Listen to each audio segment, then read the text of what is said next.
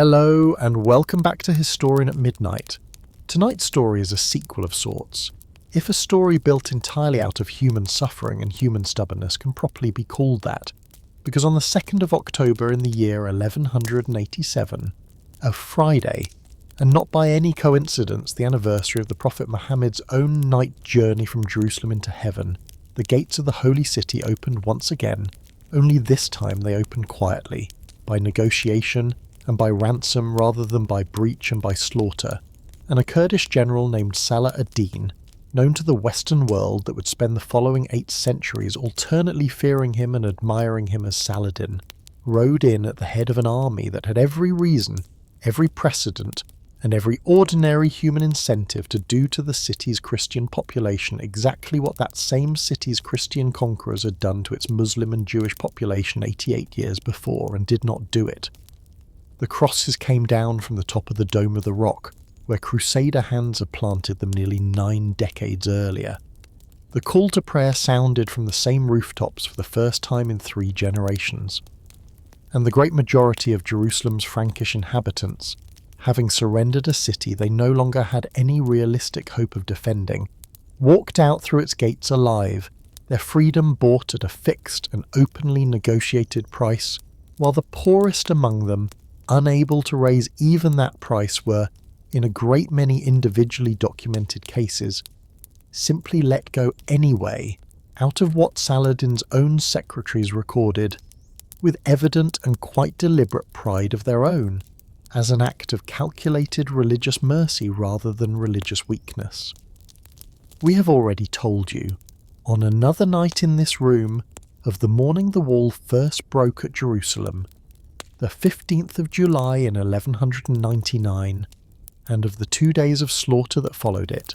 a massacre the men who committed it recorded not with shame, but with something close to ecstasy, certain that they had done something God himself would want remembered, in precisely that much blood-soaked detail. Tonight's story is the story of how that same city came to be lost again, less than a single human lifetime later, and of the strange, 3-headed, endlessly quarrelling expedition that Western Christendom sent to win it back, an expedition led, at least on paper, by 3 of the most powerful monarchs Europe had ever fielded on a single campaign at once, an aging emperor who had already crossed this same ground once before as a young man, a calculating French king who would abandon the whole enterprise within weeks of its first real victory, and an English king whose own reputation for battlefield brilliance and personal recklessness would outlive, by a very wide margin, the actual military achievements of the campaign that made him famous. It is called in the school books and the popular imagination alike the Third Crusade, and it is remembered, more than almost any other single episode of this entire 2-century-long phenomenon, as a story of chivalry, of a great and almost romantic rivalry between 2 of the most talented commanders of their own age, Richard of England and Saladin of Egypt and Syria, men who never once met face to face in the whole 3 years of the campaign,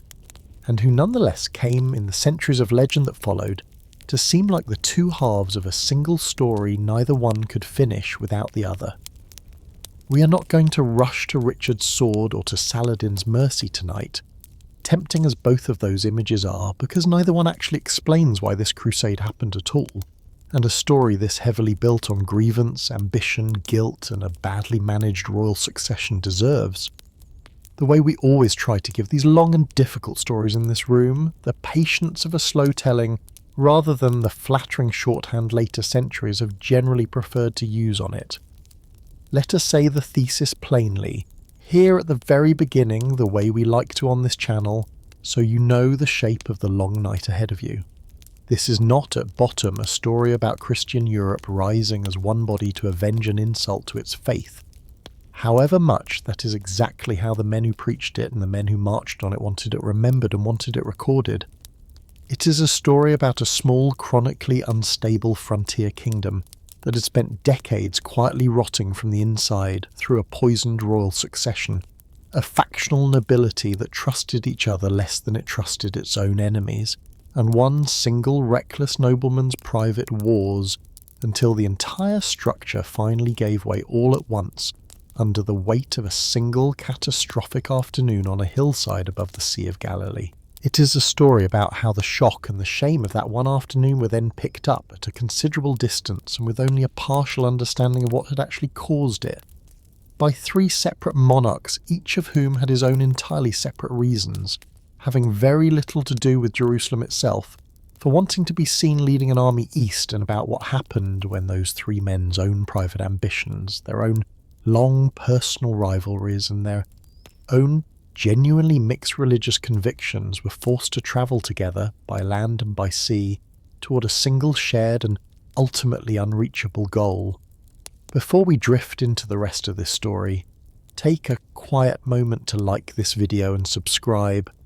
but only if you genuinely enjoy what I do here. And if you feel like it, leave your location and your local time down in the comments. It helps other restless, sleepless people find their way to this little corner of the night, and there is something pleasant about knowing that somewhere far away, a stranger is settling under the same dark sky, listening to the same slow story. So get comfortable, let your shoulders sink into the bed, settle in for a long and unhurried night, and let yourself ease into the story of the Third Crusade, the campaign that gave the world its most famous single rivalry between a Christian king and a Muslim sultan,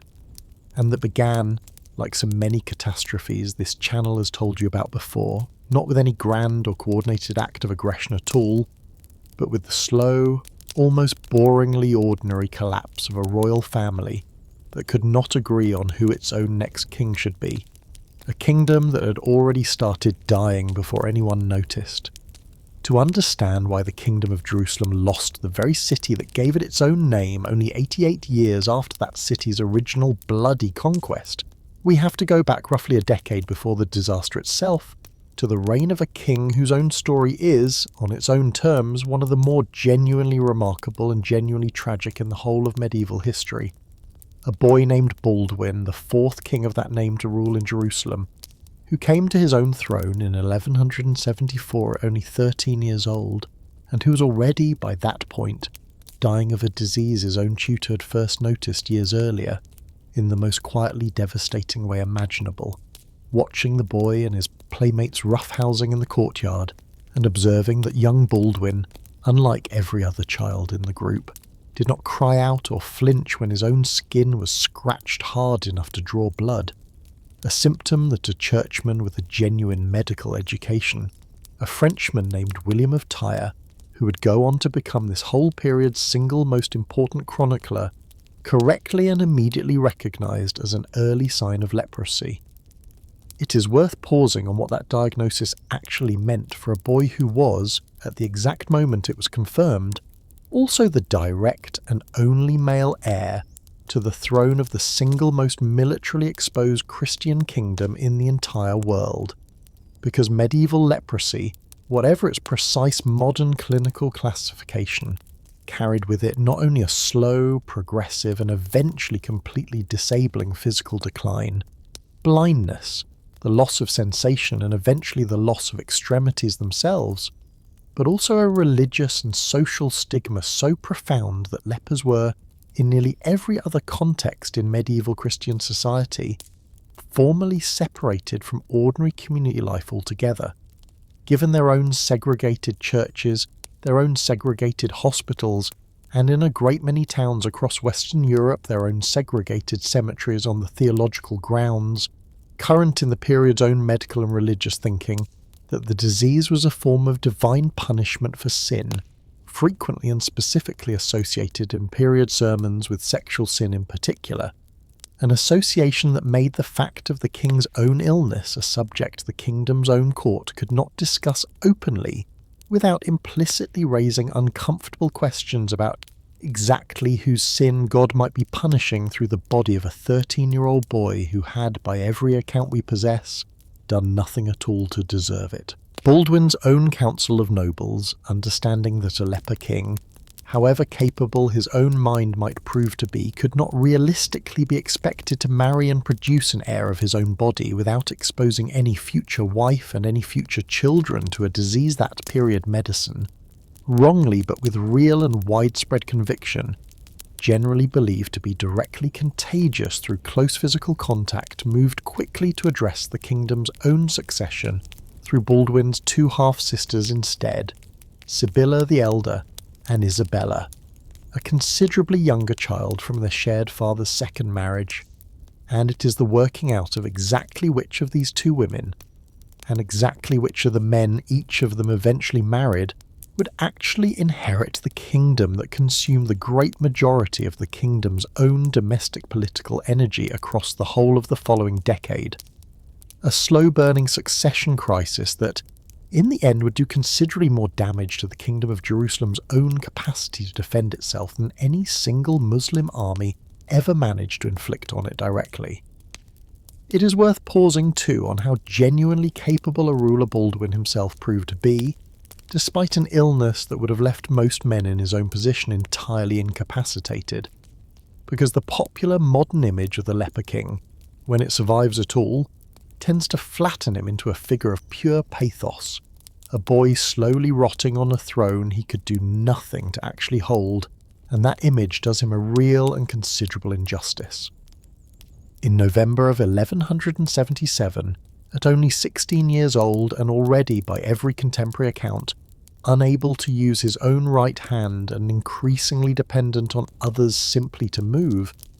Baldwin led a scratch force of perhaps a few hundred knights against a Muslim invasion force under Saladin himself, numbering, by the most careful modern estimates, several times that size,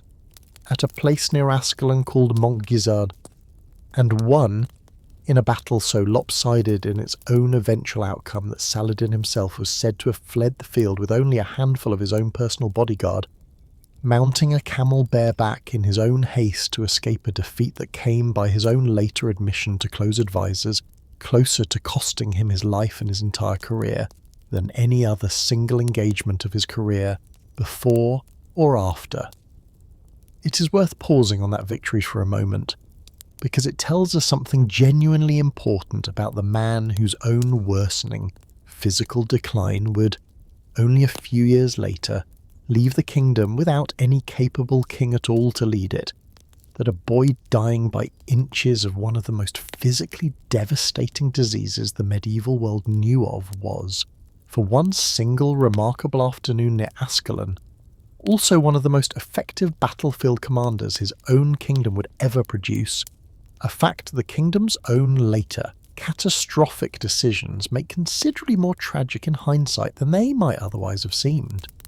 Baldwin's own disease, however, did not pause for Montgisard or for any of the king's own considerable political skill, and by the early 1180s, blind and increasingly unable to walk or ride without assistance, the young king faced the practical reality that he could no longer personally command his own kingdom's armies in the field,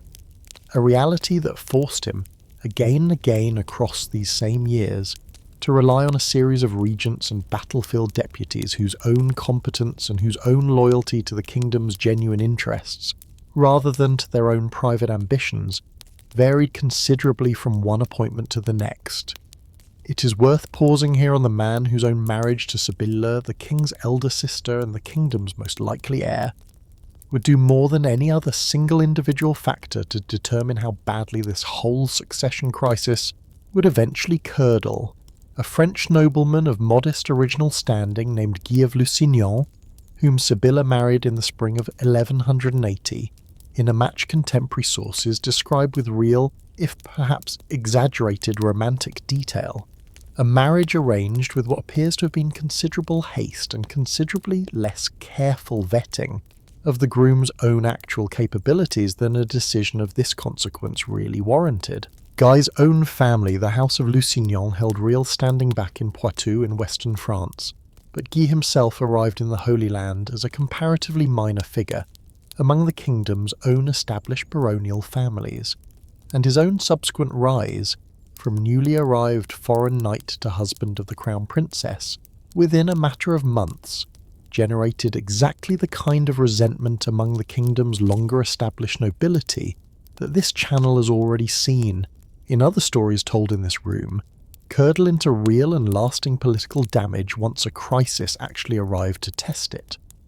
Chief among Guy's own rivals for influence at court was a nobleman named Raymond, the third Count of Tripoli to bear that name, a cousin of the royal family in his own right, and, by most contemporary accounts, one of the single most experienced and most politically capable nobles in the entire kingdom. A man who had himself spent nearly a decade as a prisoner of war in Muslim captivity earlier in his own career, and who had returned from that captivity with both a genuinely sophisticated understanding of the Muslim world the kingdom bordered and, by several accounts, a personal style and a personal caution that struck many of his own more hot-blooded fellow nobles as excessive, even suspiciously accommodating toward the kingdom's Muslim neighbours. It is worth pausing on this rivalry between Guy of Lusignan's own faction, which drew much of its strength from the royal court itself and from the king's own mother, Agnes of Courtenay, and Raymond of Tripoli's own faction, which drew its strength from a considerable portion of the kingdom's older baronial families, because this single division would recur again and again at nearly every critical decision point across the following decade, transforming what should have been a unified kingdom's response to a mounting external threat into a running internal argument that its own external enemy, watching from across the border with real and patient interest, understood a great deal better than the kingdom's own quarrelling nobles sometimes seemed to. Baldwin himself, watching Guy's own performance as a battlefield commander and as a political operator with growing and increasingly open dismay, appointed his own brother-in-law as regent during a period of particularly severe illness in 1183, only to strip him of that same authority within months after Guy, facing a Muslim invasion force that had crossed into the kingdom's own territory near a set of springs the sources call the Pools of Goliath, assembled a substantial royal army, shadowed Saladin's own forces for days at close range, and then, for reasons his own contemporaries debated at the time and historians have debated ever since, declined to actually give battle at all, allowing Saladin's army to withdraw unharmed after a campaign of raiding and provocation that a more decisive commander, in the king's own considered judgment, might well have turned into a genuinely damaging Muslim defeat. It is worth pausing on Baldwin's own reaction to this episode, because it tells us plainly enough exactly how little confidence the dying king had come to place in his own sister's husband by this point in his reign, since Baldwin, furious at what he regarded as a squandered opportunity, formally stripped Guy of the regency, moved to have Sibylla's young son from her first marriage, a boy also named Baldwin, crowned as co-king in his own right in November of that same year in an attempt to secure the succession through the child rather than through Guy directly, and appointed Raymond of Tripoli in Guy's place as the kingdom's regent and chief military commander,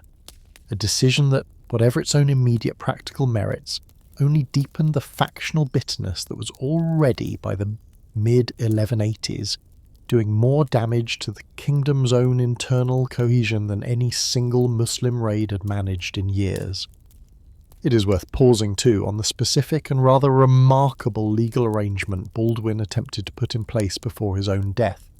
because it tells us that the dying king understood with a clarity his own council did not always share exactly how dangerous an unresolved succession dispute could become for a kingdom this militarily exposed. Baldwin, in his own final years, arranged that if young Baldwin V should die before reaching adulthood, the question of who should actually inherit the kingdom, Sibylla and her husband Guy,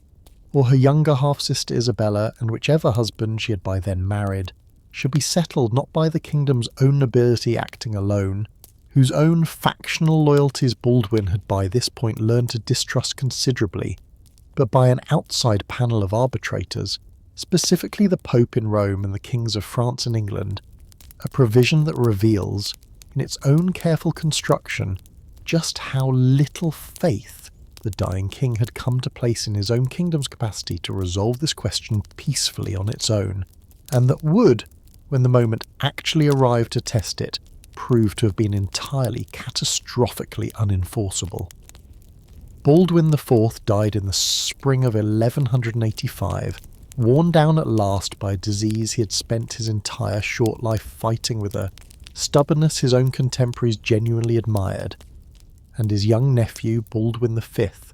reigned for barely a year afterward, before dying himself in the summer of 1186, at perhaps 8 or 9 years old, from causes contemporary sources describe only vaguely, some later and more sensational accounts suggesting poison,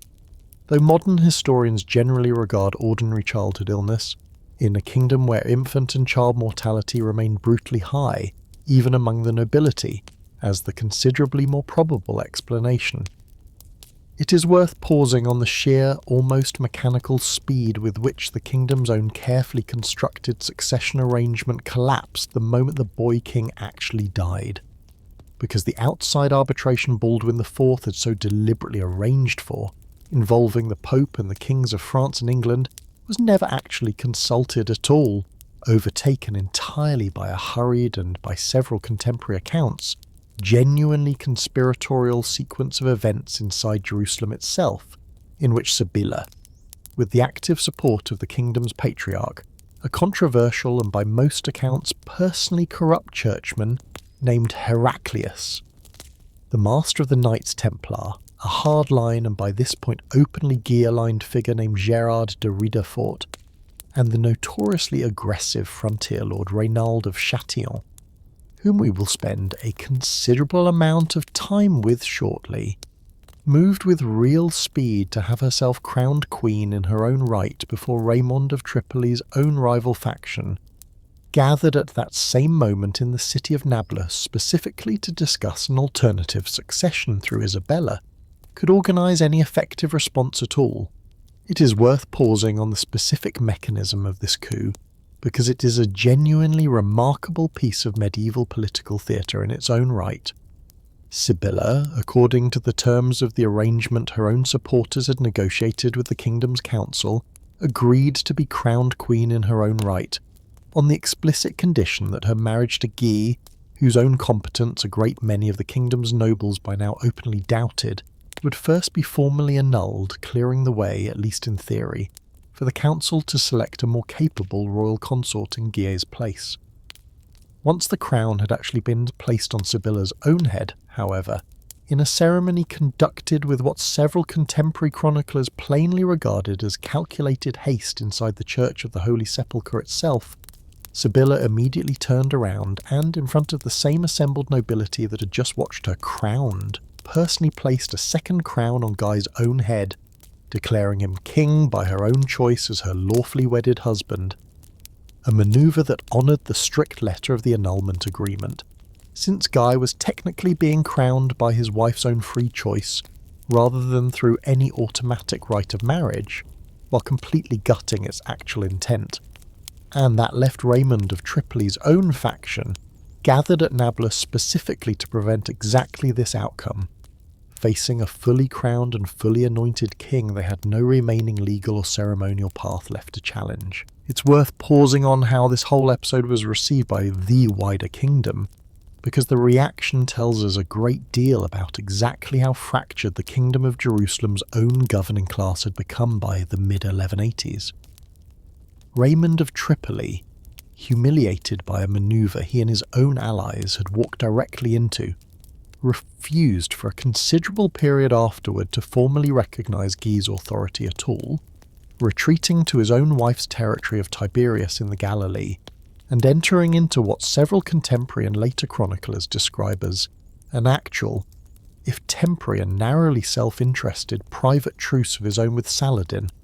an arrangement made not out of any genuine sympathy for the Muslim cause, but out of the plain, cold calculation that a count who could not trust his own king's protection needed to secure his own territory's safety by whatever means remained available to him, a decision that, whatever its own defensible logic from Raymond's own individual perspective, meant that at the exact moment the kingdom most needed a unified nobility standing behind its own crowned king, its single most capable and most experienced military commander was instead sitting in open, negotiated peace with the kingdom's single most dangerous external enemy.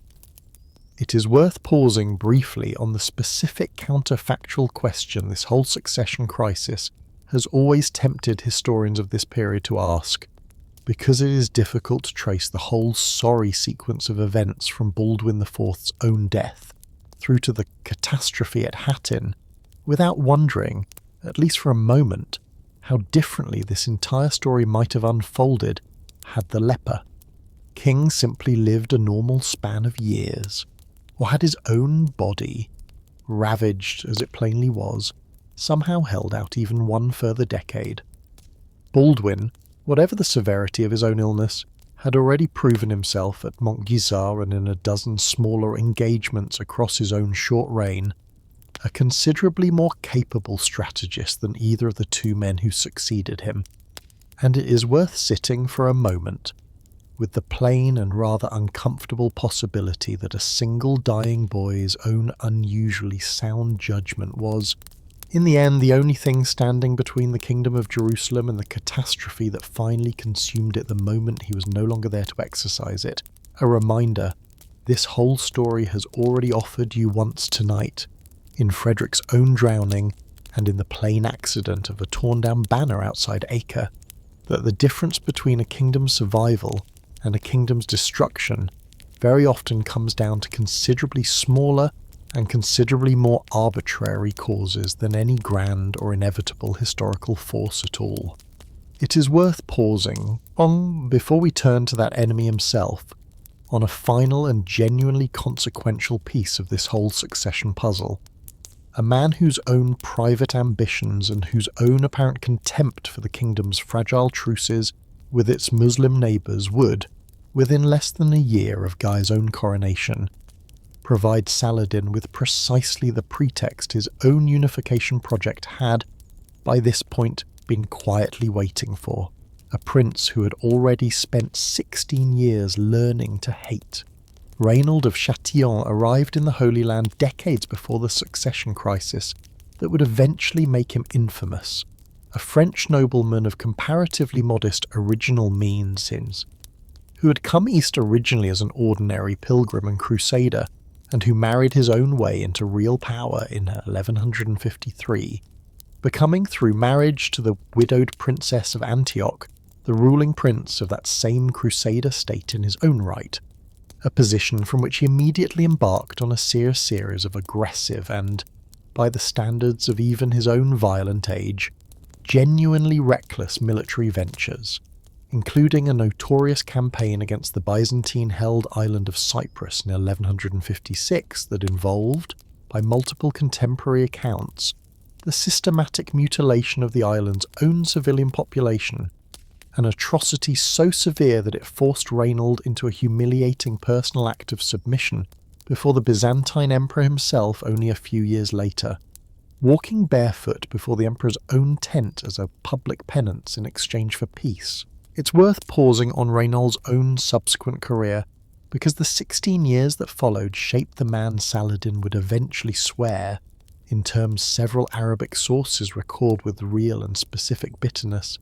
to kill with his own hands the moment he ever had the opportunity, an oath Raynald's own later conduct would give Saladin every reason to actually make good on. In 1160, Raynald was captured by Muslim forces while raiding in northern Syria and held prisoner in Aleppo for 16 consecutive years, a captivity of genuinely extraordinary length even by the standards of a period in which noble prisoners were routinely held for ransom over months or occasionally a few years, and it is worth pausing on what 16 years of imprisonment likely did to a man whose own pre-captivity career already suggests a considerable natural taste for violence, because Raynald emerged from his own eventual release in 1176 a man in his own late middle age, who had, by every account of his subsequent conduct, lost whatever capacity for patience or restraint he might once have possessed, and who married, shortly after his own release, the lady of a frontier territory called Altri-Jourdain, the lands east of the Jordan River and the Dead Sea, centred on the great fortresses of Kerak and Montreal, positioning him, for the whole of the following decade directly astride the single most important overland route connecting Egypt to Syria, the very route Saladin's own empire, straddling both of those regions, absolutely depended on to move troops, supplies and communication between its two halves.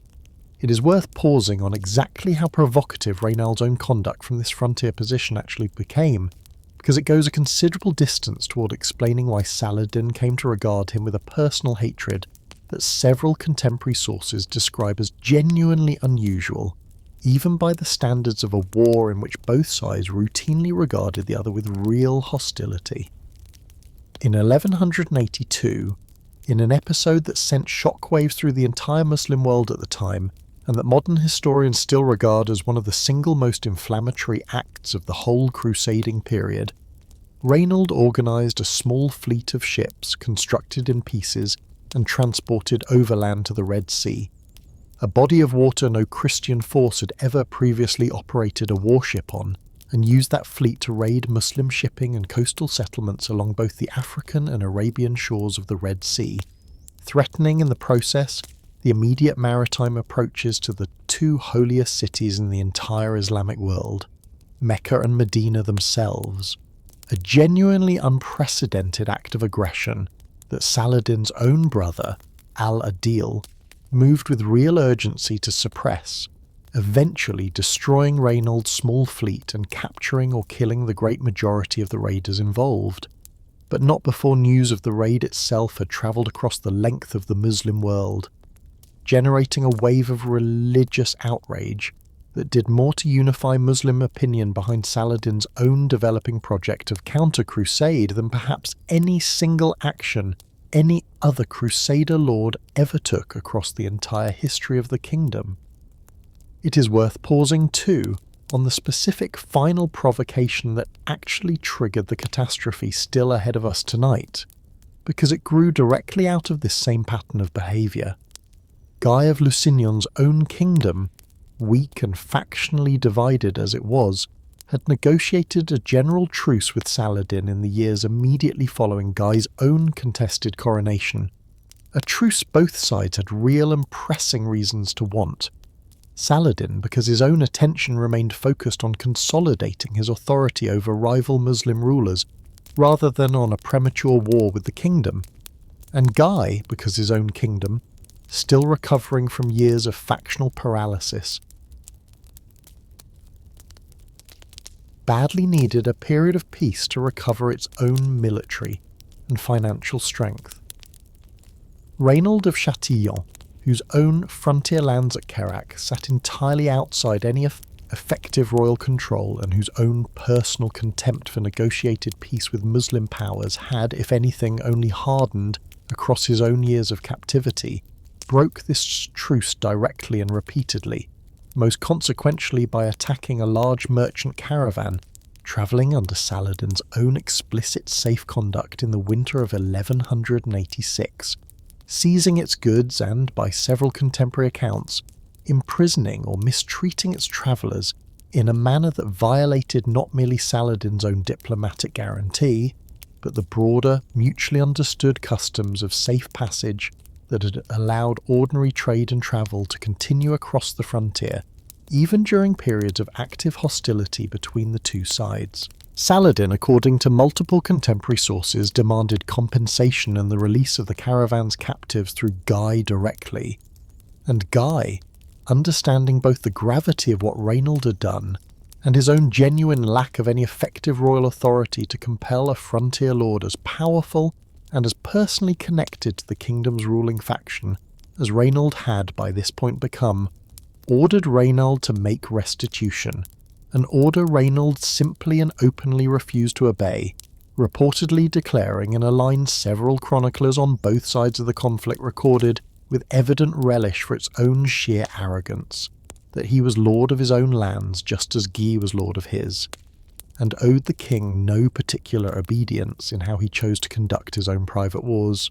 It is worth pausing on that single moment of defiance, small as it might seem, set against the scale of the catastrophe it would soon help produce, because it demonstrates more clearly than almost any other single episode in this whole story exactly how little real central authority the Kingdom of Jerusalem's own crown actually possessed by the mid-1180s.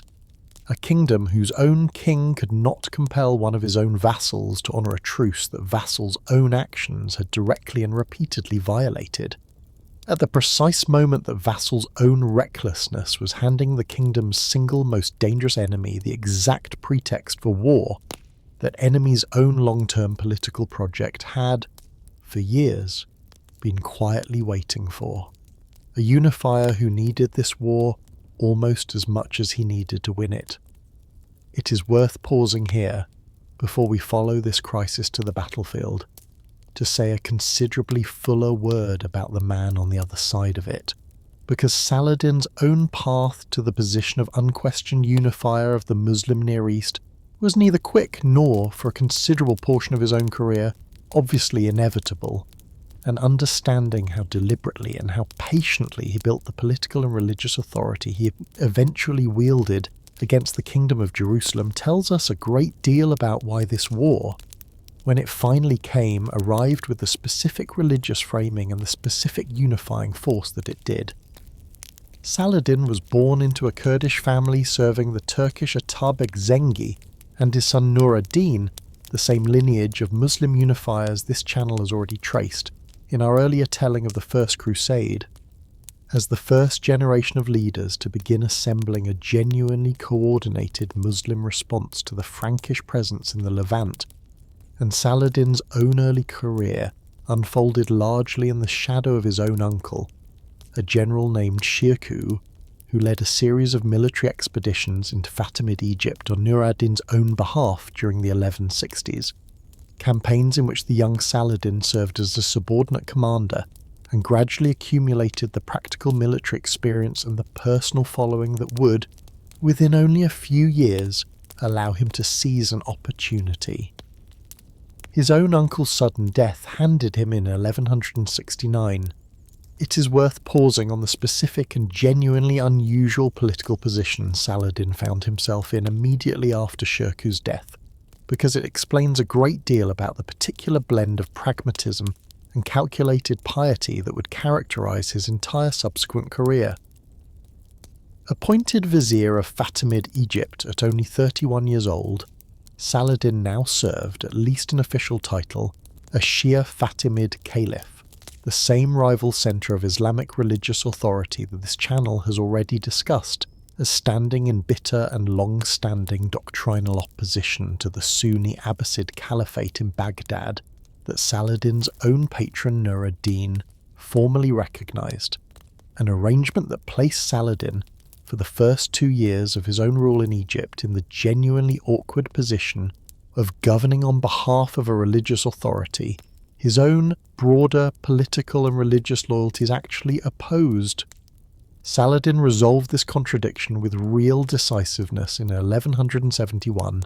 formally abolishing the Fatimid Caliphate upon the death of its last, largely powerless caliph, and having the Friday prayers throughout Egypt recited instead in the name of the Sunni Abbasid Caliph in Baghdad, an act that ended, in a single administrative stroke, 2 full centuries of Shia Fatimid rule over Egypt, and that announced, to the entire Muslim world watching, exactly where Saladin's own religious and political loyalties actually lay. It is worth pausing too on how Saladin's own relationship with his nominal overlord, Nur ad-Din, deteriorated in the years that followed this consolidation, because the pattern it established, an ambitious subordinate gradually outgrowing and eventually openly defying the very patron who had first elevated him, would repeat itself in different form across nearly the whole of Saladin's own subsequent career of unification.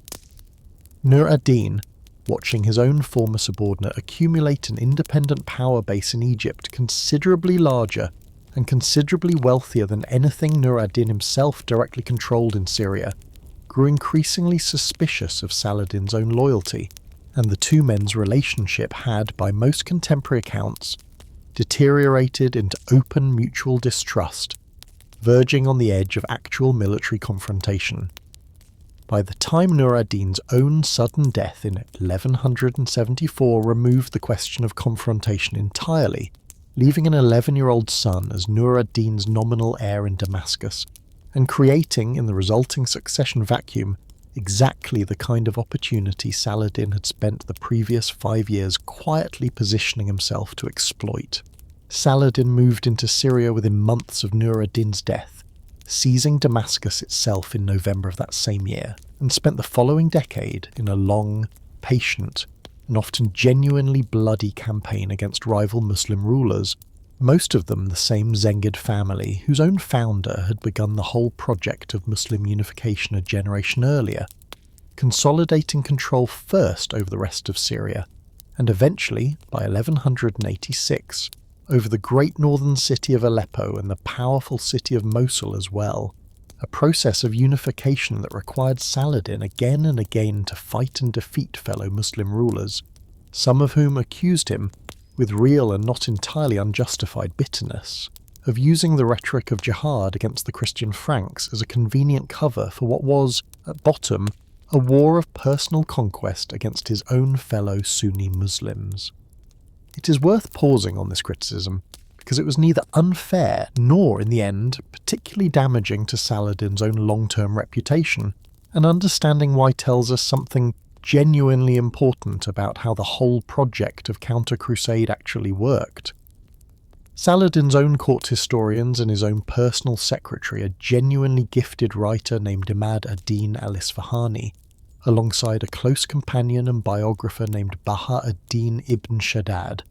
worked continuously across these same years to frame every one of Saladin's own military campaigns, including the campaigns fought against fellow Muslim princes, as necessary steps toward the larger and more sacred goal of a unified Islamic response to the Frankish occupation of Jerusalem, a framing that allowed Saladin to present what was, in plain practical terms, an ordinary and often quite ruthless campaign of territorial consolidation as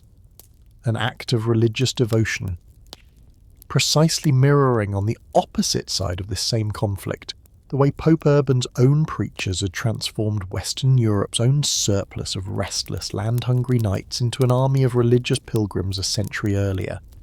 Saladin needed, in the plainest and most practical sense, a genuinely unified Muslim Syria and Egypt behind him, before he could realistically hope to challenge a kingdom that,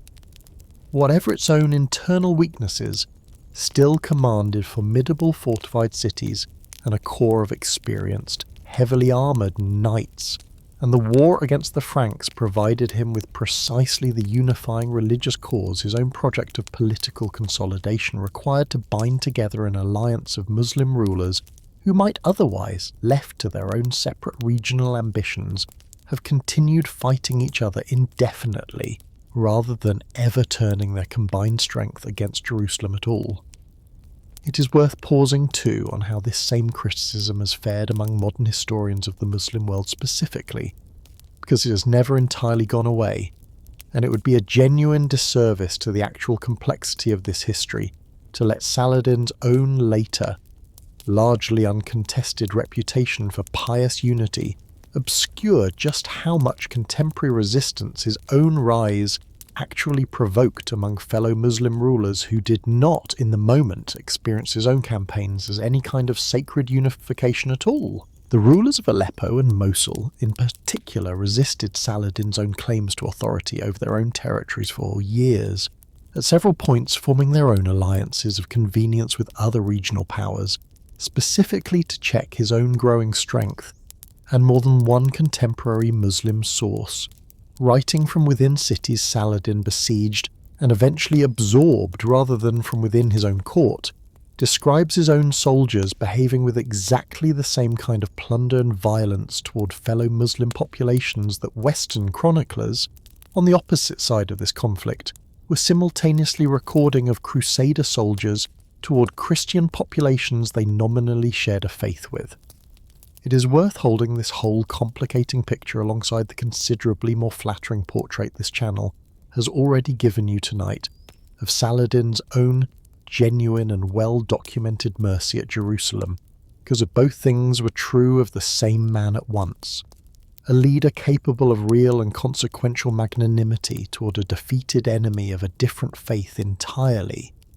and simultaneously willing to wage a long, patient, and often quite brutal war of conquest against rulers who shared his own religion, his own language, and, in several cases, his own immediate family, whenever his own larger political project required it.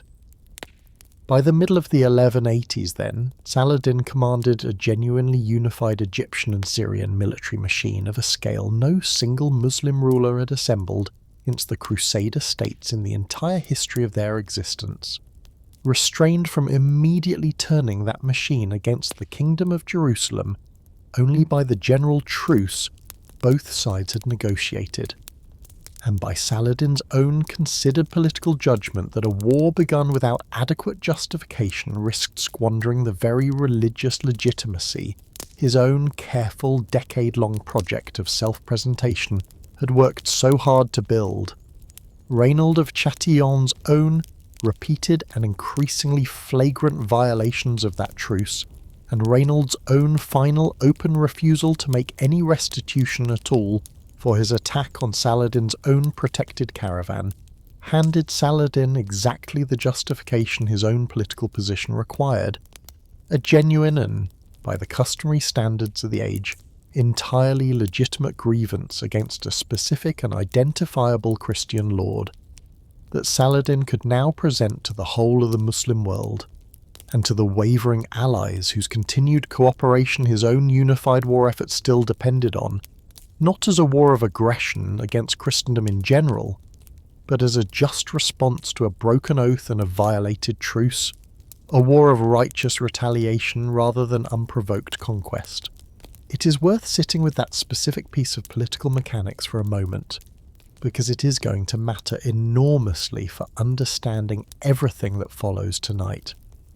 The war that would end with the loss of Jerusalem itself, and that would in turn provoke the whole enormous mobilization of the Third Crusade, did not begin because Saladin woke up one morning, determined to erase the Christian presence in the Holy Land as a matter of abstract religious principle. It began because one single, semi-independent frontier lord, operating almost entirely outside his own king's effective control, broke a truce his own kingdom desperately needed, and handed a patient, calculating, and by this point fully prepared rival exactly the pretext that same rival had spent more than a decade quietly assembling the military and religious authority to actually use. Mobilization, and a general who marched south into a Galilee already boiling over. Saladin, his own casus belli now firmly established, spent the early months of 1187 assembling what contemporary accounts, on both the Muslim and the Christian side of the conflict, agree was the single largest and most thoroughly unified Muslim army the Kingdom of Jerusalem had ever faced in the whole of its existence, drawing troops from across the entirety of his own now unified Egyptian and Syrian territories. And it is worth pausing on the sheer logistical and political achievement this mobilization actually represented, because an army of this scale, drawn from so many previously independent and often historically rival regional forces, required a level of coordinated command and a level of shared religious purpose that no single Muslim ruler had managed to assemble against the crusader states in the better part of a century. A genuine and hard-won culmination of exactly the process of unification we have just spent a considerable stretch of tonight's story tracing. The Kingdom of Jerusalem, for its own part, understood by the spring of 1187 that a major Muslim offensive was coming, and King Guy, in one of the very few moments of genuine and effective unity this fractured court would manage across the whole of this crisis, worked to reconcile with Raymond of Tripoli, whose own private truce with Saladin, and whose own continued estrangement from the crown had, by this point, become an obvious and dangerous liability to any coordinated kingdom-wide defence. It is worth pausing on the specific and genuinely alarming episode that brought this reconciliation about, because it involved a direct clash between Raymond's own private arrangement with Saladin and the wider kingdom's own military forces that came within a hair's breadth of turning into an outright act of Christian betrayal in its own right. In May of 1187, Saladin's own son Al-Afdal, exercising a right of safe passage through Galilean territory that Raymond had granted as part of his own private truce, led a substantial raiding force directly through Raymond's own lands, and a company of Templar and Hospitaller knights, alarmed at the sight of a Muslim army moving freely through Christian territory and apparently acting entirely without royal authorization to intervene, attacked this force at a place called the Springs of Cresson, in a battle that ended in a near-total massacre of the attacking Christian force, including the deaths of the Hospitaller master and the great majority of the Templar contingent present. A genuinely humiliating and strategically pointless defeat, suffered entirely because Raymond of Tripoli's own private diplomacy and the kingdom's own broader military posture had, by this point, become so badly uncoordinated that one arm of the kingdom's own defences could attack a force the kingdom's other arm had explicitly granted safe passage to. It is worth pausing on how this disaster actually pushed Raymond and Guy back toward reconciliation, rather than driving them further apart, because Raymond, confronted with the direct and bloody consequences of his own private truce and understanding that his own continued estrangement from the crown now looked, in the wake of Cresson, considerably more like the isolated and self-interested arrangement his critics had always accused it of being, than like the shrewd act of frontier diplomacy he had originally intended it as, formally renounced his own separate peace with Saladin, and rejoined the kingdom's own royal army as it mobilized to meet the coming invasion.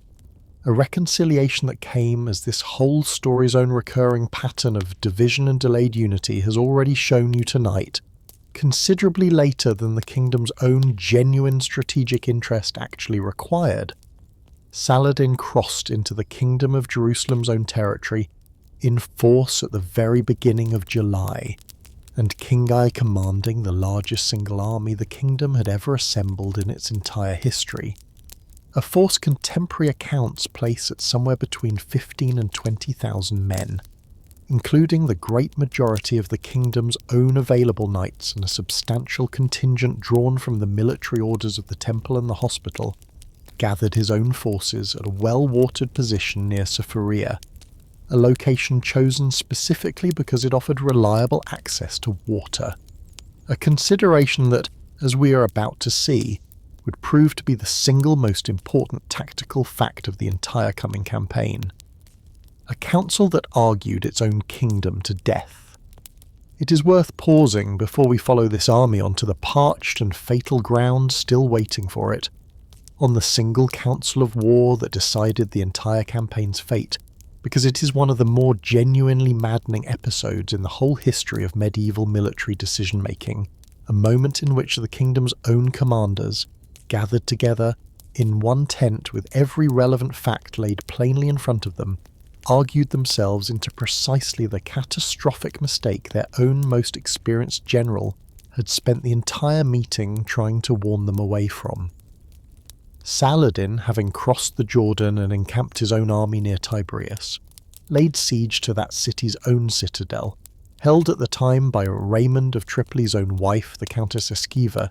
in a deliberate and calculated act of provocation, because Tiberias itself, in Raymond's own considered judgment, was not actually worth the risk of contesting directly. A besieged fortress, however personally painful its loss might be to Raymond himself, that could hold out for a considerable period on its own without forcing the kingdom's entire field army to abandon a secure, well-watered position and march across open, waterless ground in the height of a Levantine summer, merely to relieve it. It's worth pausing on how strange and how genuinely admirable Raymond's own argument actually was, given his own deeply personal stake in the outcome, because Raymond, whose own wife and whose own city were the ones actually under direct siege, nonetheless argued at this council that the army should remain at Safaria, hold its position, and force Saladin's own considerably more vulnerable supply lines to do the work of breaking the Muslim army's own cohesion, rather than risking everything the kingdom possessed on a single desperate relief march. A position several contemporary and later chroniclers describe him defending, with a specific and pointed line to the effect that he would rather lose Tiberias, and even his own wife within it, than see the entire kingdom lost through a single reckless march, a statement of strategic clarity that reads, across more than 8 centuries of distance, as one of the single most self-sacrificing pieces of military advice any commander in this whole story ever offered, and that was as in the event entirely and catastrophically ignored. It is worth pausing too on exactly who argued against Raymond, and why,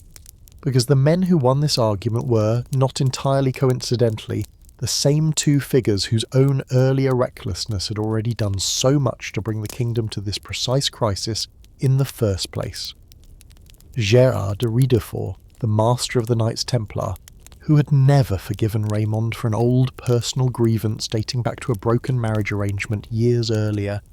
and Raynald of Chatillon himself, whose own broken truce had started this entire war, both argued forcefully and, by several accounts, with real personal venom directed at Raymond specifically, that any king who could relieve a besieged city and chose instead to sit idle at Safaria would be remembered, for the whole of his own reign, as a coward who had abandoned a countess of the realm to her own enemies, rather than risk his own royal person in her defence. A charge calculated with real precision to strike at exactly the weakest point in Guy of Lusignan's own already fragile royal authority. A king who had, after all, first lost the regency years earlier, precisely because Baldwin IV had judged him too timid to give battle when the moment had called for it. Guy, according to several contemporary accounts, initially sided with Raymond's own more cautious position when the council first met, only to be visited later that same night, in a scene several chroniclers record with real dramatic detail, by Gerard de Riedefort alone, who pressed the king privately to reverse his own decision, warning him that history would remember him forever as a coward if he now allowed his own reputation to be defined a second time by a failure to act decisively at the exact moment his own kingdom's honour demanded it. And Guy, by morning, had reversed his own earlier decision entirely, ordering the full royal army to break camp at Safaria and march to relieve Tiberius, a decision that meant abandoning the single reliable water source available to an army of this size anywhere in the immediate region in order to cross a stretch of dry, rocky, and almost entirely waterless plateau in the very height of 11 July, directly into terrain Saladin's own scouts and Saladin's own considerable local knowledge had already identified as the single most advantageous ground on which to destroy a Christian army that could be lured onto it. It is worth pausing on this reversal for a genuinely long moment, because it is difficult to find anywhere else in the whole history of this crusading period a single decision that so completely and so needlessly doomed an army that had, only hours earlier, held every tactical advantage a defending force could reasonably ask for. Guy of Lusignan, a king whose own authority had never fully recovered from an earlier accusation of cowardice, chose, when finally forced to decide between the sound strategic advice of his own kingdom's most experienced general and the wounded personal pride of 2 men whose own recklessness had already helped cause this entire war, to march his own army to its destruction rather than risk being called a coward one final time, a choice that reads, across the distance of more than 8 centuries, less like a considered act of military judgment than like a wounded man's last desperate attempt to prove something to critics who had never actually been fair to him in the first place. And it is worth pausing too on how completely this single decision vindicates the pattern this whole story has already traced across tonight's earlier sections, a kingdom whose own internal factional wounds, allowed to fester for years without ever being properly healed, proved considerably more dangerous in the single moment that actually mattered most than the external army marching against it. It's worth pausing too on a genuinely unresolved historiographical question modern historians of this campaign still argue over, because it is not actually as obvious as this whole story has so far made it sound that Raymond of Tripoli's own advice was necessarily the only reasonable option available to the council that morning. A minority of modern military historians have pointed out that remaining passively at Safaria indefinitely carried its own real risks, allowing Saladin's own forces to reduce Tiberius at leisure, to continue raiding the surrounding countryside unopposed, and to potentially draw the Crusader army into an equally dangerous position later on ground, and at a time considerably less favourable than the ground it actually held at Safaria. And a handful of historians have gone so far as to suggest, largely on the strength of a single later and admittedly hostile source, that Raymond's own advice may have been coloured by his own lingering personal resentment toward Guy, rather than by pure strategic calculation alone. A suggestion the great weight of modern scholarship regards as unfair to a man whose own conduct, both before and after this specific council, gives considerably more evidence of genuine strategic clarity than of any deliberate wish to see his own king and his own kingdom actually destroyed. It is worth sitting with this whole debate for a moment, regardless of where you yourself land on it, because it is a useful reminder that even the clearest seeming villain in any single version of a story, this old rarely looks quite so simple once you have read every surviving account of him, rather than just the version that happens to be easiest to tell. A morning that never found water, and an afternoon that never found mercy. The army marched out from Safaria on the 3rd of July, and it is worth pausing on the sheer physical ordeal of that single day's march before we even reach the battle that ended it, because the Crusader army, moving in the full and merciless heat of a Levantine summer, across ground that offered almost no shade and, critically, no water at all along the entire planned route,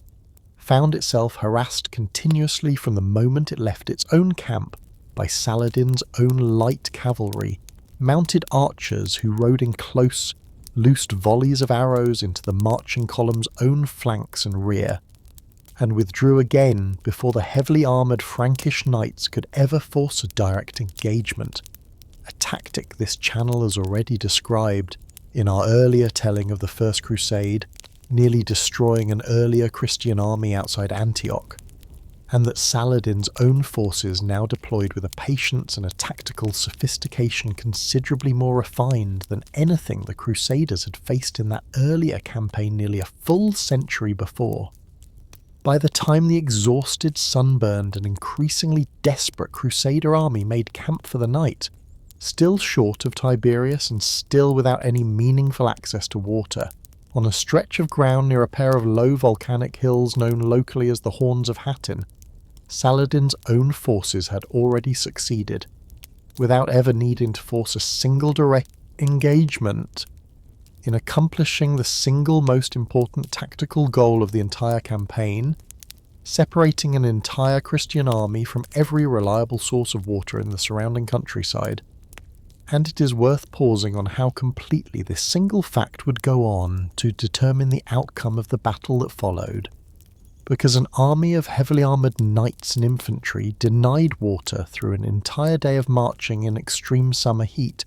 and then denied it again through a second full day of desperate encircled combat, was fighting by the time serious combat actually began on the morning of the 4th of July, an enemy considerably less immediately dangerous than its own basic physical thirst. Saladin's own forces, understanding the advantage this desperate thirst had already handed them, set fire to the dry summer grass surrounding the Crusader camp on the morning of the 4th, sending clouds of smoke drifting directly into the exhausted Christian ranks, and adding a further layer of physical misery to an army that had already spent an entire sleepless night listening to Muslim drums and Muslim chanting deliberately maintained, at close range specifically to prevent any possibility of rest. And the battle that followed, fought across the rocky, broken ground surrounding the twin hills that gave it its own lasting name, proved, from its very first hours, less a contest between two roughly matched armies than a slow and increasingly one-sided process of encirclement and attrition. The Crusader infantry, whose own discipline and whose own coordination with the mounted knights had already begun to break down under the combined weight of thirst, heat and continuous arrow fire, gradually slintering away from the army's own main body in small, desperate and largely uncoordinated attempts to reach open ground or water, leaving the remaining knights increasingly isolated and increasingly unable to mount the kind of massed, coordinated cavalry charge that had at Dorylaeum and at Antioch nearly a century earlier, repeatedly saved earlier crusader armies from destruction in broadly similar circumstances. It is worth pausing on Raymond of Tripoli's own conduct during the battle's final hours, because it has been debated on both sides of this conflict's own surviving chronicle tradition for the better part of 9 centuries since. Raymond, commanding the vanguard, led a cavalry charge directly at the Muslim line at a moment when the Crusader position had already become effectively hopeless, and Saladin's own forces, rather than attempting to meet this charge head-on and risk taking unnecessary casualties against an enemy already effectively defeated, deliberately opened their own ranks to let Raymond's own contingent pass through and escape the field entirely, a tactical decision that allowed Raymond himself, along with a comparatively small number of knights who rode with him, to survive the battle while leaving the great bulk of the Crusader army, including the king himself, trapped and surrounded on the higher of the 2 volcanic hills, still fighting on in a final hopeless stand around the army's own most sacred and most militarily important object, a fragment of the true cross, carried into the field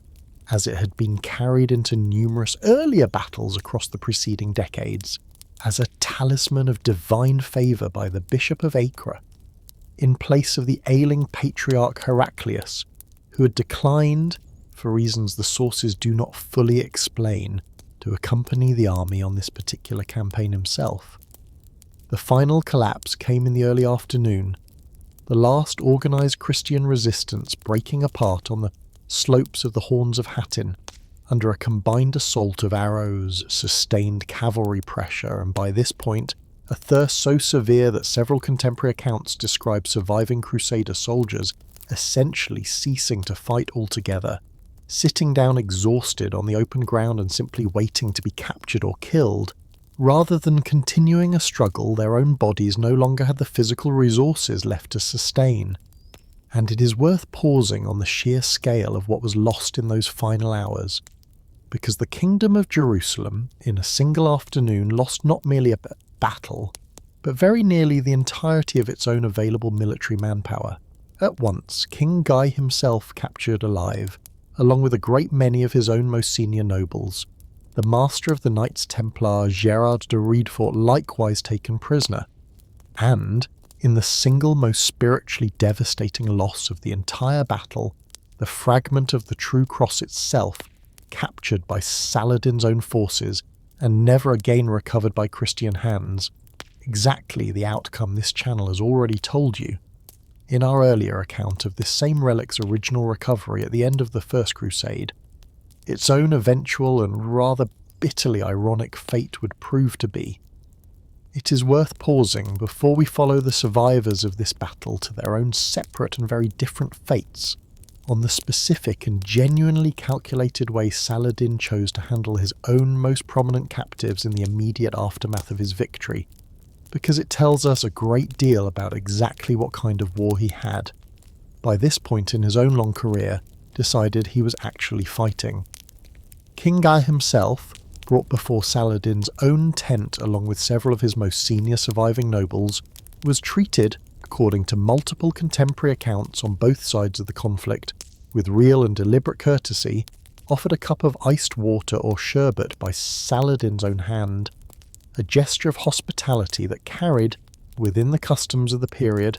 a specific and formal significance, since offering food or drink to a captive was widely understood across both Christian and Muslim custom of the age, as an implicit guarantee of that captive's own physical safety. It is worth pausing on the specific detail several accounts add to this scene,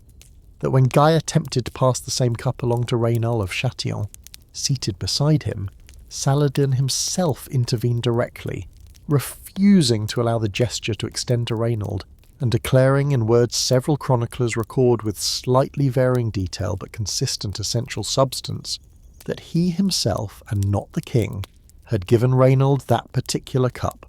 meaning the customary guarantee of safety it implied did not, in Saladin's own considered judgment, extend to a man he regarded as having personally and repeatedly broken his own word. What followed moments later was the fulfilment of an oath Saladin had, by several contemporary accounts, sworn years earlier after Raynald's own notorious Red Sea raid on the maritime approaches to Mecca and Medina, to kill the man himself should he ever have the opportunity. And Saladin, confronting Raynald directly, reportedly reminded him of his own broken truces and his own repeated acts of aggression against Muslim pilgrims and Muslim merchants across the preceding years,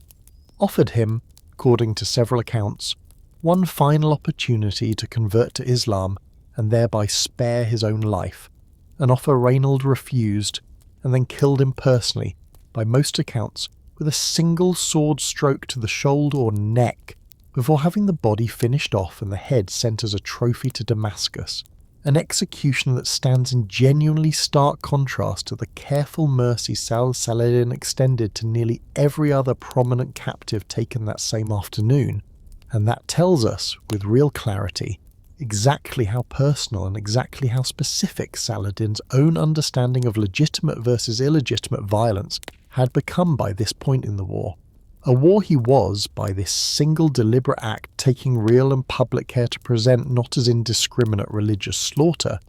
but as calculated, justified retaliation against one specific and repeatedly oath-breaking enemy.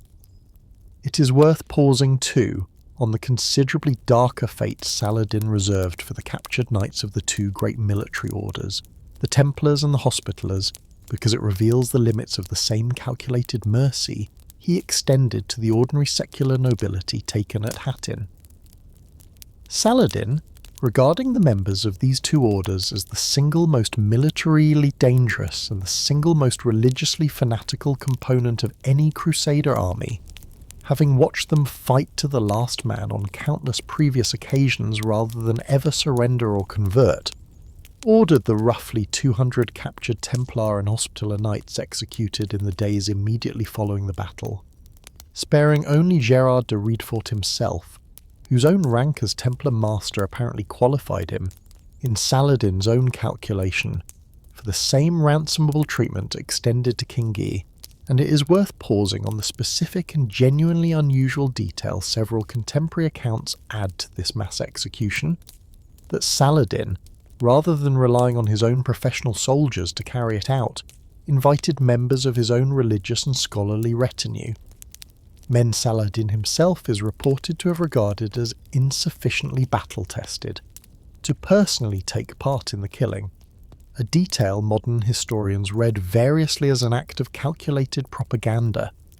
demonstrating the depth of religious commitment among Saladin's own civilian scholarly following, or as a genuine reflection of how deeply the specific, accumulated hatred these two military orders had generated across nearly a full century of continuous warfare had come to run among the wider Muslim population by this point in the conflict. A kingdom that fell one city at a time, with the great majority of the Kingdom of Jerusalem's own available military manpower dead or captured in a single afternoon. The weeks that followed Hattin unfolded, from the Christian side of this story, as a slow and largely unstoppable collapse, city after fortified city across the kingdom, stripped of the garrisons that had marched out to Safaria and never returned, surrendering to Saladin's own advancing forces in rapid and almost mechanical succession, Acre falling within days, followed in short order by Nablus, Jaffa, Sidon, Beirut, and a great many smaller towns and fortresses across the whole of the kingdom's own territory. Most of them offered generous terms of surrender by a Saladin, who understood with real political shrewdness that a policy of comparative leniency towards surrendering garrisons would encourage further rapid capitulation considerably more effectively than a policy of massacre and terror ever could. It is worth pausing on the single most important and single most symbolically loaded target still remaining, the city of Jerusalem itself, held at the moment of the disaster at Hattin by only a skeleton garrison,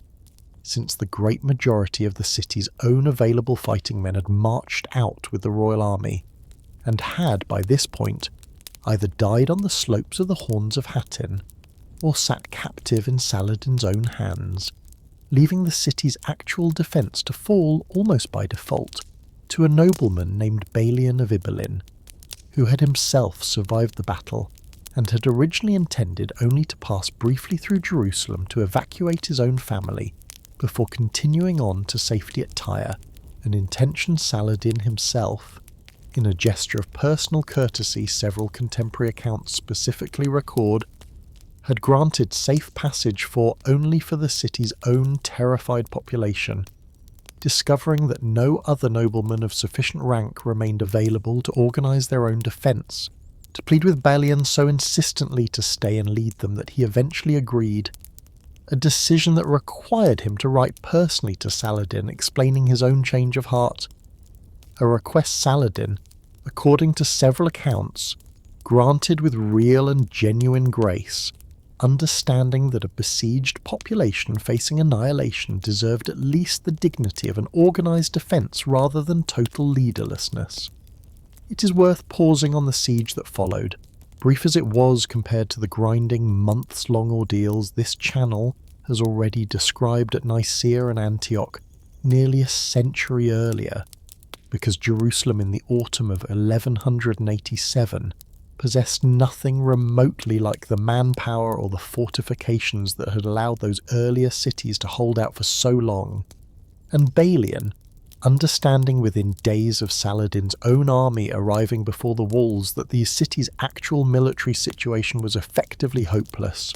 opened negotiations for a surrender on terms, an offer Saladin initially refused, reportedly declaring his own intention to take the city by storm and to treat it, as the Crusaders themselves had treated it in 1199, exactly as the earlier telling of that story would lead you to expect, with the same total and indiscriminate slaughter this channel has already described to you in vivid and deliberately unflinching detail on another night in this room. It is worth pausing at real length on exactly why Saladin ultimately chose not to follow through on that initial threat, because the reversal tells us something genuinely important about the specific religious and political calculations shaping his own conduct throughout this entire campaign.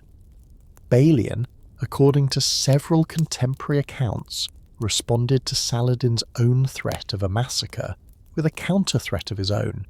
warning that if the city's population had no realistic hope of mercy regardless of whether they resisted or surrendered, they would instead destroy the city's own most sacred Islamic sites, including the Dome of the Rock and the Al-Aqsa Mosque, kill their own wives and children with their own hands rather than allow them to be taken as slaves, and fight to the absolute last man in a defence that would cost Saladin's own army casualties considerably heavier than the value of the city itself could possibly justify. A calculation of mutual assured destruction that, whatever its own precise historical accuracy across the various surviving retellings, appears to have genuinely influenced Saladin's own subsequent decision to negotiate rather than storm the city outright. Saladin agreed in the end to a negotiated surrender under a formal ransom system, remarkably close in its own basic structure to the one his own predecessor rulers of Jerusalem had extended to Christian pilgrims for centuries before the Crusade, setting a fixed price for each man, woman and child's own freedom, and it is worth pausing on how this ransom actually played out in practice, because it reveals both the genuine limits and the genuine substance of Saladin's own celebrated clemency at once. The city's wealthier inhabitants paid their own way to freedom without particular difficulty, but a great many of Jerusalem's poorer residents, unable to raise even the reduced sum Saladin's own negotiators eventually agreed to, faced the very real prospect of enslavement instead. And it is worth pausing on the specific and genuinely admirable role Balian and the kingdom's own remaining nobility played in addressing this gap, using the city's own treasury, funds originally sent from England by King Henry II, as part of an earlier penance for his own role in the murder of the Archbishop Thomas Becket,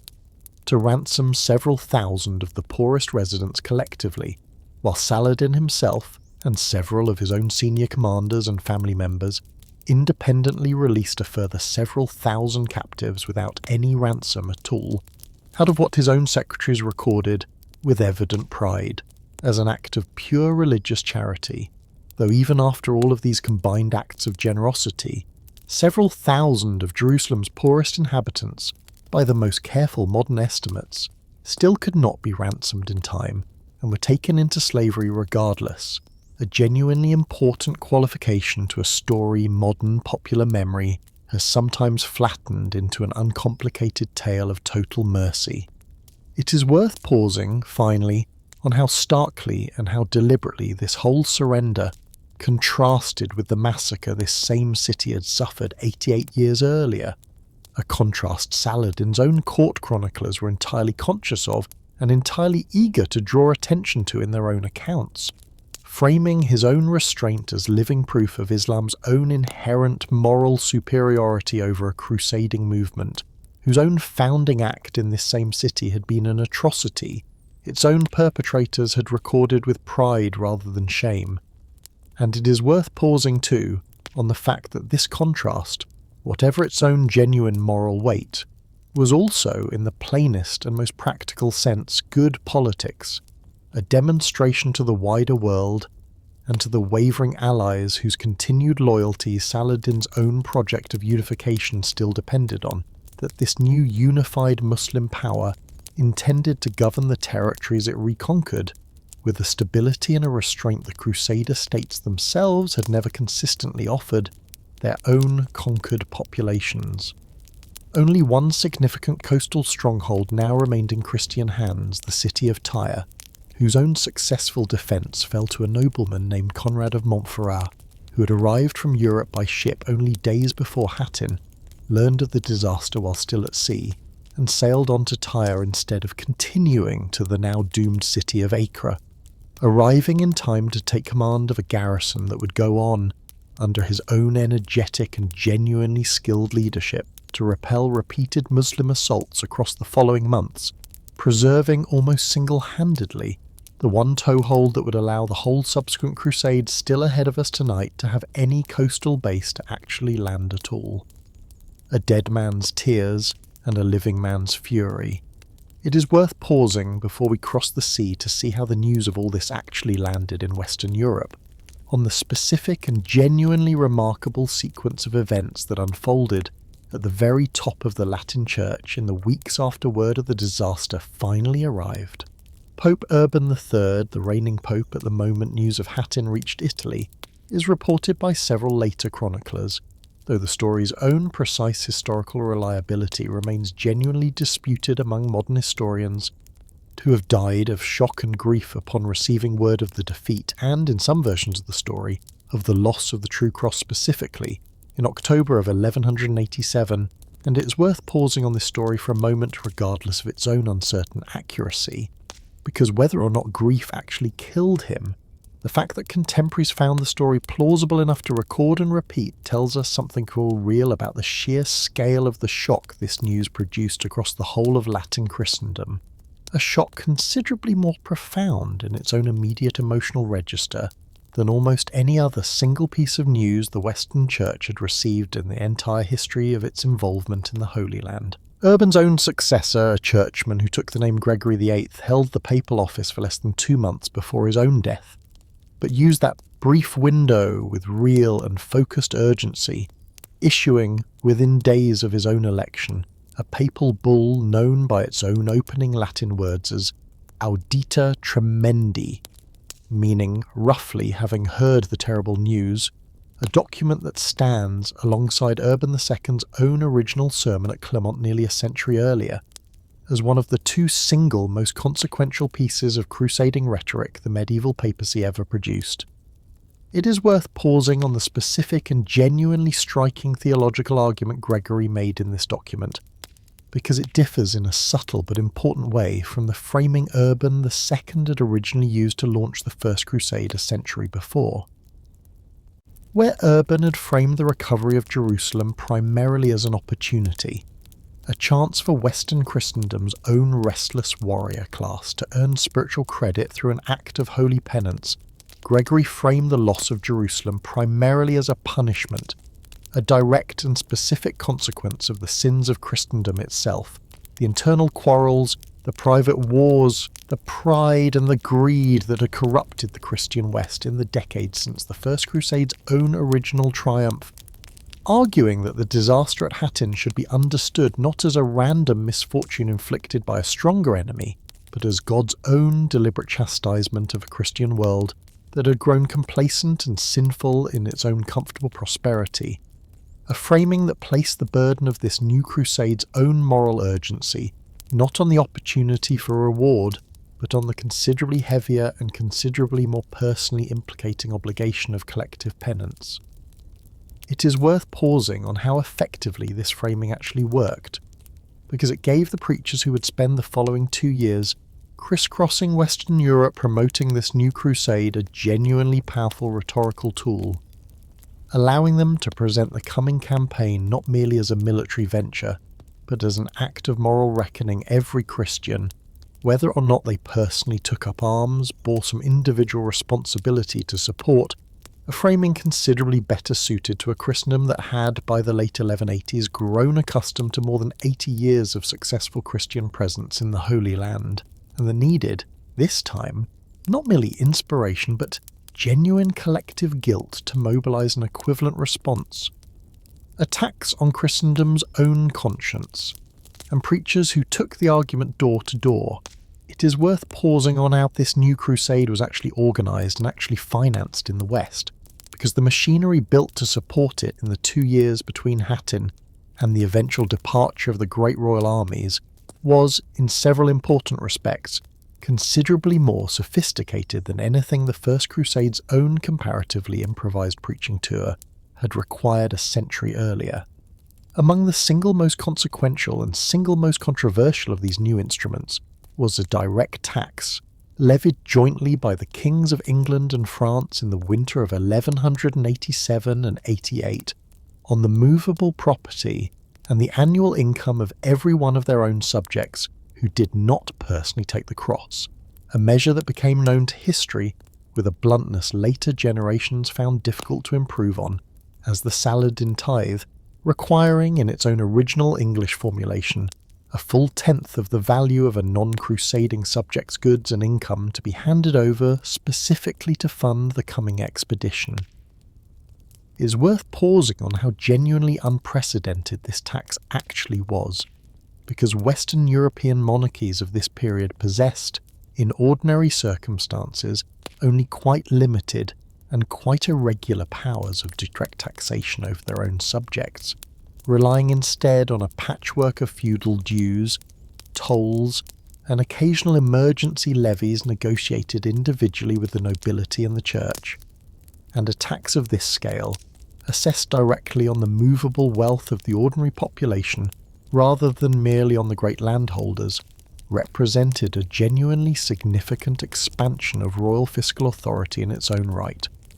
one that provoked real resentment among the very clergy and merchants who were expected to pay it,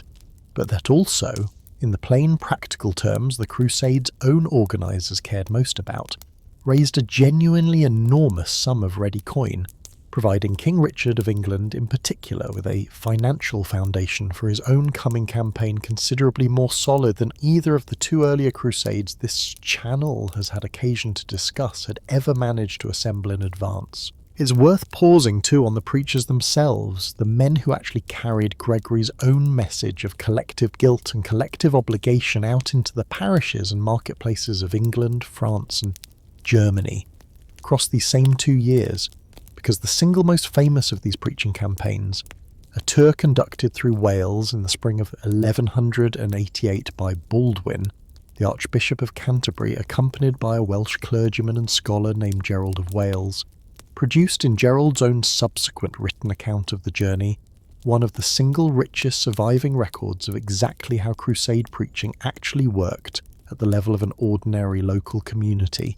describing village after village turning out to hear the Archbishop's own sermons, men coming forward in numbers that Gerald himself, watching from close at hand, records with genuine and specific astonishment to take the cross on the spot, in scenes that echo, in their own basic emotional shape, the mass response Urban II had provoked at Clermont nearly a century earlier. even as the specific theological argument being made to provoke that response, penance for a collective and specific national sin, rather than opportunity for individual spiritual reward, had shifted considerably in the intervening decades. 3 kings, 3 kingdoms, and 3 men who had spent years actively hating each other before they ever agreed to fight side by side. It is worth pausing here before we follow any of these armies east to introduce the 3 monarchs whose own participation would give this crusade both its own unusual scale and its own unusually public, unusually well-documented character. Because unlike the leaderless noble coalition that had assembled the First Crusade a century earlier, this expedition would be led, at least on paper, by 3 of the most powerful ruling monarchs in the whole of Latin Christendom. And it is worth pausing too on how genuinely remarkable it was that these 3 men agreed to campaign together at all, given how much of their own respective careers in the years immediately preceding Hattin had actually been spent locked in bitter and repeated conflict with one another. The eldest, and by most contemporary accounts, the single most respected of the 3 was Frederick, the first of that name to rule as Holy Roman Emperor, a man known to history by the nickname his own Italian subjects had given him decades earlier, Barbarossa, meaning red beard, who had already ruled the sprawling and famously difficult to govern collection of German and Italian territories that made up his own empire for well over 3 decades by the time news of Hattin reached his own court, and who had, remarkably for a man of his own advanced years, already made the journey to the Holy Land once before, as a young knight accompanying his own uncle, the Emperor Conrad III, on the disastrous Second Crusade nearly 40 years earlier, an expedition this channel has mentioned only in passing so far, but that ended, unlike the campaign we are tracing tonight, in a comprehensive and genuinely humiliating failure outside the walls of Damascus. It is worth pausing on Frederick's own personal motivations for taking the cross a second time, at an age when most medieval rulers would have considered such a journey well beyond any reasonable expectation of their own remaining physical endurance, because they appear by every surviving account to have been genuinely and deeply religious in character. A devout personal piety combined with a specific sense of dynastic and imperial obligation, since Frederick, as Holy Roman Emperor, regarded himself as standing in a direct line of religious and political authority reaching back to Charlemagne himself, a lineage that carried with it, in Frederick's own understanding of his own office, a particular responsibility to defend Christendom's own holiest sites that no other single European monarch could claim with quite the same historical weight. Frederick moved with real speed and real organisational skill once he had formally taken the cross in the spring of 1188, assembling over the following year what several contemporary chroniclers describe as the single largest and single best organised Western European army to depart for the Holy Land in the entire history of the crusading movement up to that point. A force whose own sheer scale and sheer logistical sophistication reflected the decades of practical governing experience its ageing commander brought to the planning of it. The second of the 3 monarchs, considerably younger and considerably less experienced in actual campaigning than Frederick, was Philip, the second king of France to bear that name, known to history by the honorific Augustus, a title later chroniclers awarded him in recognition of the genuinely significant expansion of French royal power his own long reign would eventually achieve, though at the moment he took the cross in early 1188, that expansion still lay largely in his own future, and Philip himself was, by most contemporary accounts, a monarch whose own personal temperament, cautious, calculating and considerably more interested in the patient, unglamorous work of consolidating his own royal authority at home than in the kind of dramatic battlefield heroics that would come to define his eventual co-commander's own reputation, made him, from the very outset, an oddly reluctant participant in an enterprise his own political position nonetheless required him to be seen supporting. is worth pausing on the specific and genuinely tangled family history that connected Philip to the third monarch in this story, because it would go on to poison the entire Crusade's own internal politics from the moment the two men's armies actually joined forces. Philip's own father, King Louis VII of France, had for decades carried on a long and bitter rivalry with the kings of England, a rivalry inherited directly by Philip himself upon his own accession in 1180, and complicated enormously by the fact that Philip's own sister, a princess named Alice, had been betrothed since early childhood to the son and heir of the English King Henry II, a betrothal that had, by the late 1180s, remained unconsummated and unresolved for well over a decade, largely because Henry II himself, according to persistent and widely believed contemporary rumour, had taken the young princess as his own mistress, a scandal that poisoned relations between the English and French royal houses for years, and that would resurface with real and damaging consequence once the Crusades' own campaign was already well underway. The third, and in the story later ages, would choose to tell about this whole campaign. By far the most famous of the three monarchs was Richard,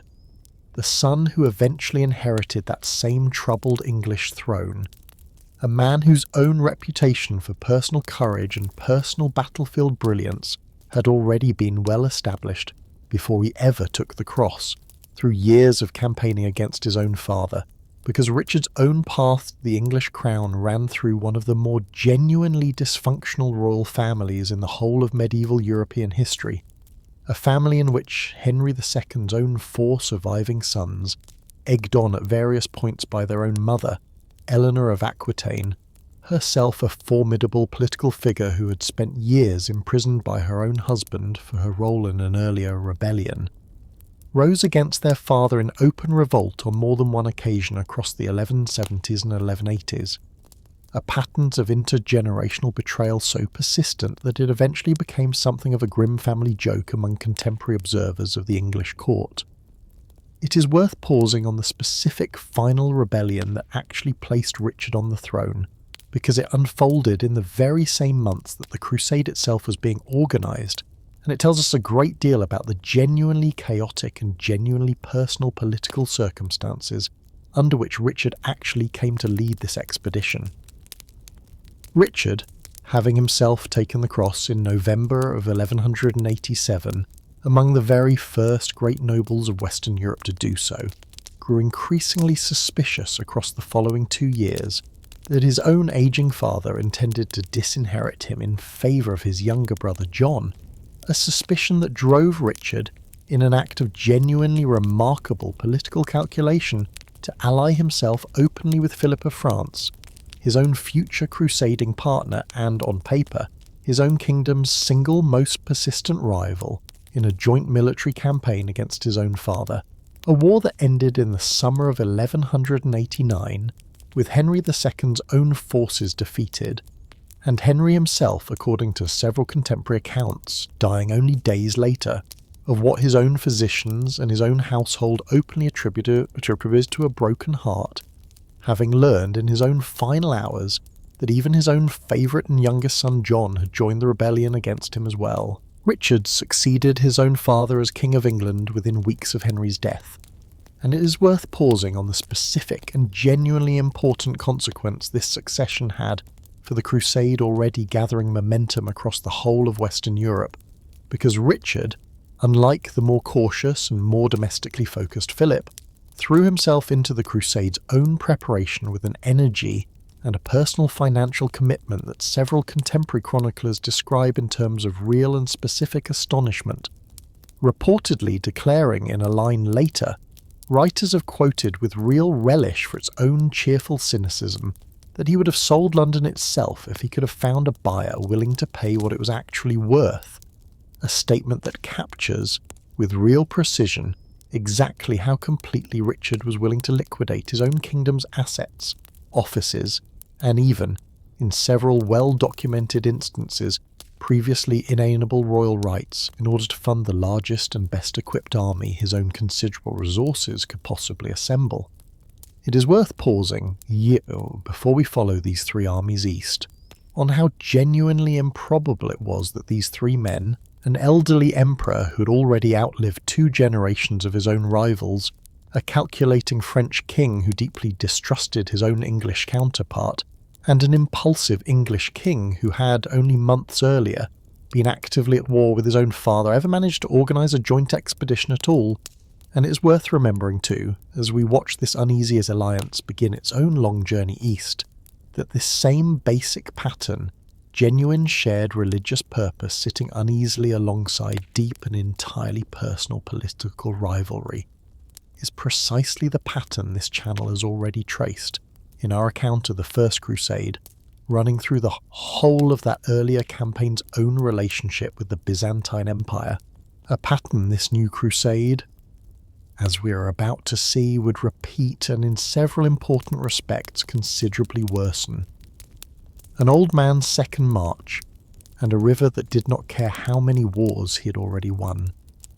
Frederick Barbarossa departed first and by a considerable margin, leaving his own German territories in May of 1189, at the head of an army that contemporary chroniclers, writing with the same enthusiastic imprecision that has always plagued medieval troop estimates, placed at figures ranging as high as 100,000 men, a number modern historians regard as wildly inflated, but that nonetheless reflects, in its own sheer exaggeration, just how enormous and how genuinely formidable this particular force appeared to the people who actually watched it pass. A more careful modern reckoning generally suggesting somewhere between 12 and 20,000 fighting men. Still, by any reasonable comparison, the single largest and single most disciplined Western army to depart for the Holy Land since the First Crusade itself, very nearly a full century before. It is worth pausing on the specific overland route Frederick chose for this march, because it retraced, with a deliberateness several contemporary sources note explicitly, almost exactly the same path the armies of the First Crusade had followed a century earlier, down through Hungary, across Byzantine territory in the Balkans, and toward Constantinople itself, a choice that placed Frederick's own army in immediate and predictable tension with the reigning Byzantine emperor, Isaac II Angelus, whose own relationship with the Crusade proved, in a pattern this channel has already shown you developing across the whole of the First Crusade's own troubled history with Byzantium,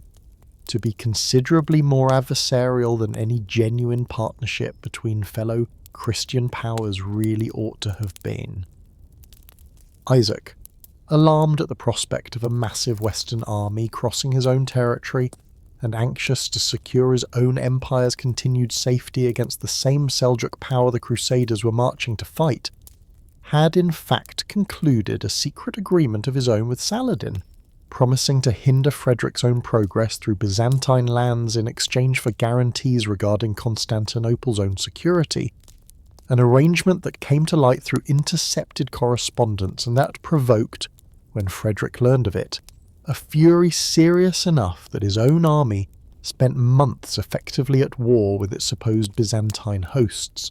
seizing Byzantine towns and forcing Isaac, by the following spring, to provide the ships, the supplies, and the safe passage across the straits into Anatolia that his own original secret arrangement with Saladin had been explicitly designed to deny. It's worth pausing once Frederick's army had actually crossed into Anatolia itself on a small and rather striking piece of historical continuity this channel cannot resist noting, because the Seljuk Sultanate the German army now had to cross, the same Sultanate of Rum this channel has already told you about at real length in our earlier account of the First Crusade, was ruled at this exact moment by a grandson of the very Kilij Arslan, whose own armies had been broken at Nicaea and Dorylaeum, and nearly annihilated Peter the Hermit's peasant army at Kivoto, almost a full century earlier,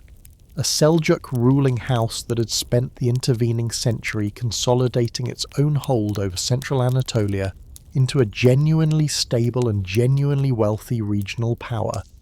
and whose own current sultan initially offered Frederick's army safe and friendly passage, an offer that broke down almost immediately once the German army actually entered Seljuk territory, whether through a genuine breakdown of central Seljuk authority over local warlords who had never agreed to honour the Sultan's own promises,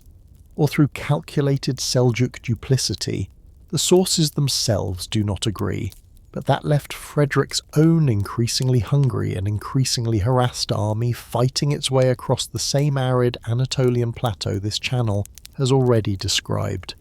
in the earlier telling of the First Crusade, killing so many of that first crusading army through nothing more dramatic than heat, thirst, and simple starvation. It is worth pausing on the single significant pitched battle this German army actually fought on its own long march across Anatolia, because it produced, against genuinely difficult odds, one of the more impressive tactical achievements of the entire crusade, a battle fought outside the Seljuk capital of Iconium in May of 1190,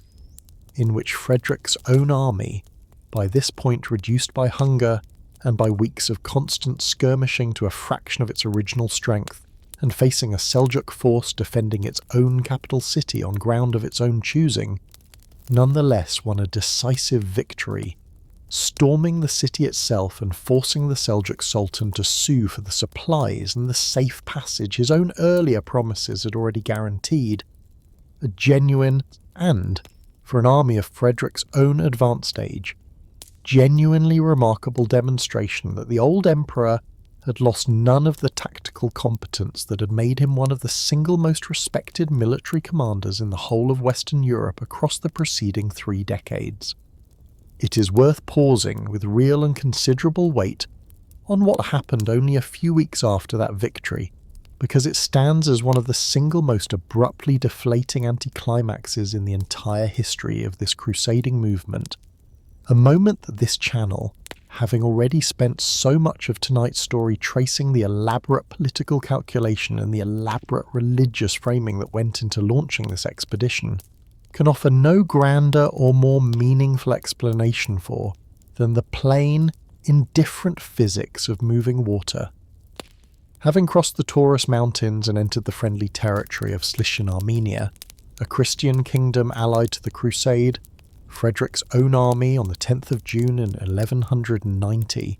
reached the banks of a river the Latin sources call the Salif, a relatively modest mountain waterway swollen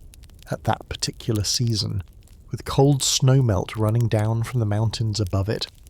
and Frederick himself, for reasons the surviving sources describe only imprecisely, some suggesting simple impatience with the pace of his own army's crossing at the available ford or bridge, others suggesting he was attempting to cool himself or bathe after the exertion of the day's march, entered the river's own current on horseback, was swept from his own mount by the force of the water and drowned, an emperor who had personally led armies across the length and breadth of Europe for more than 3 decades, who had already survived one earlier crusade to the Holy Land as a young man, and who had, only weeks before his own death, personally led his own soldiers to a hard-fought victory at Iconium, killed not by any Muslim sword or any Muslim arrow at all, but by an unremarkable river his own army could very plausibly have crossed safely if he had simply been willing to wait his own turn. It's worth pausing on how completely this single, almost absurdly small accident undid the single largest and single best prepared army this crusade would ever field, because Frederick's own death produced among his own surviving soldiers a collapse in morale and a collapse in basic order that no Muslim army had managed to inflict on this force across the entire length of its difficult march through Anatolia. A considerable portion of the army, its own religious and military purpose suddenly deprived of the one figure whose own personal authority had held it together, simply turned back for home in the weeks that followed, while a smaller remnant, placed under the command of Frederick's own son, also named Frederick, Duke of Swabia, continued on towards the coast, carrying the old emperor's own body, preserved as best contemporary methods allowed, in the hope of eventually burying it in Jerusalem itself, a hope that proved impossible to fulfill, the body's own condition forcing its burial in stages, first partially in Antioch and finally so far as the confused and only partially reliable sources allow us to reconstruct it. In Tyre, an emperor who had set out to reclaim Christianity's holiest city, ending his own journey buried in fragments, hundreds of miles short of the goal that had drawn him east in the first place. It is worth pausing too on what remained of this once magnificent army by the time its own diminished remnant actually reached the crusader camp outside Acre later that same year, because disease, desertion, and the simple accumulated exhaustion of a march that had already claimed its own commanding emperor continued to erode the German contingent's own numbers even after Frederick's death, so that the force that finally arrived to reinforce the ongoing siege we are about to spend a considerable stretch of tonight's story describing amounted, by most careful modern estimates, to only a small fraction of the army that had originally marched out of Germany with such confidence and such genuine religious conviction less than a year and a half earlier, and Frederick of Swabia himself, the son who had inherited command of this shattered force, would not survive to see the Crusade's own eventual conclusion either, dying of illness at the siege of Acre only a few months after his own arrival, a second and considerably less famous death that closed out with a particular and rather bitter finality. The entire German imperial contribution to this crusade, a contribution that had begun as the single most impressive military mobilization of the entire campaign, and that ended, within barely a year, as little more than a cautionary story about how quickly even the best prepared army in Christendom could unravel once the one man holding it together was gone. It is worth sitting with that whole sequence of events for a moment, because it tells us something this whole story is going to keep returning to across the long night still ahead of us, that the actual outcome of a war this size was never simply a matter of piety or of careful planning or of overwhelming force, however much all three of those things genuinely mattered, but was also, again and again, a matter of plain accident and plain bad luck. A river a few feet deeper than it needed to be, arriving at precisely the wrong moment for precisely the wrong man, undoing in a single afternoon what years of careful preparation and genuine religious conviction had spent building. It is worth pausing too on the genuinely strange afterlife Frederick's own death produced back home in Germany, because a ruler this popular and this thoroughly identified with the strength and unity of his own empire proved, for a great many of his own German subjects, simply too significant a figure to have died so abruptly and so anticlimactically in a shallow foreign river, and a body of folk legend grew up across the following centuries insisting that Frederick had not actually died at all, but slept instead in an enchanted cave beneath a mountain called the Kiffhäuser,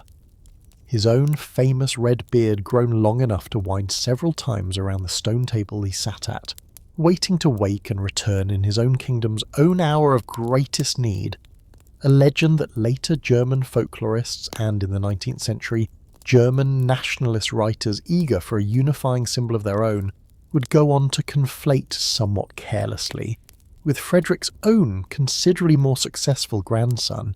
the second emperor to bear the same name,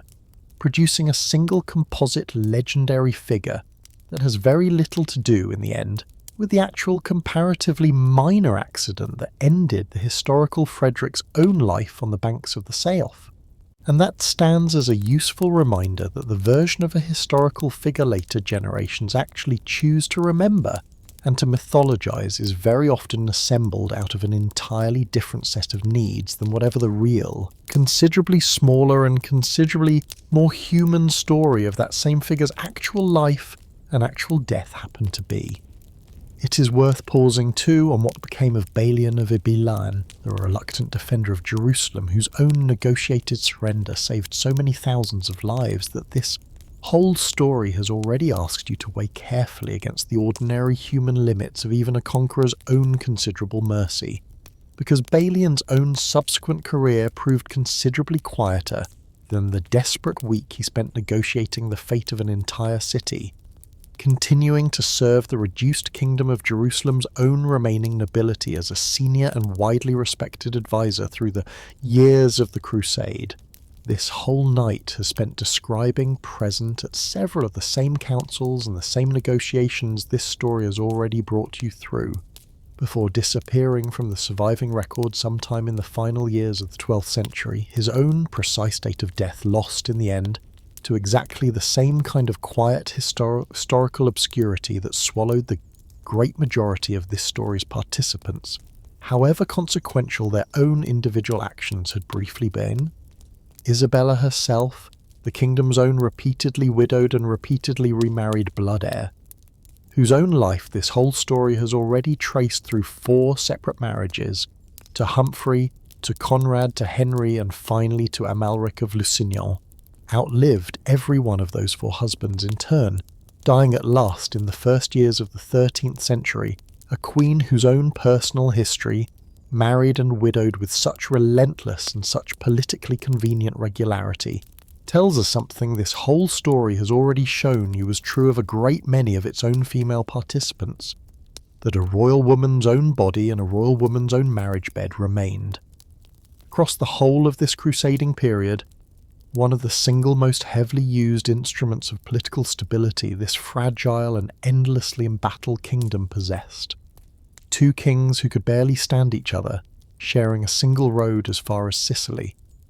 Richard and Philip, unlike Frederick, chose to travel by sea rather than overland, a decision that reflected both the considerable naval resources each of these 2 kingdoms could independently muster, and a shrewd practical desire to avoid the exact kind of grinding overland attrition that had already, by the time these 2 kings actually departed, claimed the German emperor and a considerable portion of his own army.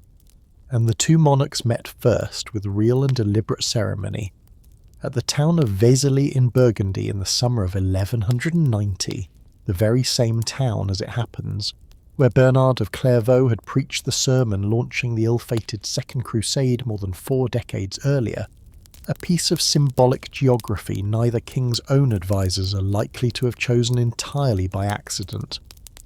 It is worth pausing on how carefully the 2 kings' own advisors worked, in the weeks before this joint departure, to paper over a rivalry that both men understood, with real and mutual clarity, could easily wreck the entire expedition before it ever reached the sea, arranging a formal agreement to divide equally any territory or plunder the 2 armies might jointly conquer, and swearing solemn mutual oaths of protection, promising each king would defend the other's own lands and the other's own person against any attack for the duration of the crusade, and for a fixed period afterward, an agreement that reads, on paper, as a genuinely serious attempt to convert 2 lifelong rivals into functioning military partners, and that would, as we're about to see across the following months, prove considerably easier to write down than to actually honour. The 2 armies travelled together only as far as Sicily,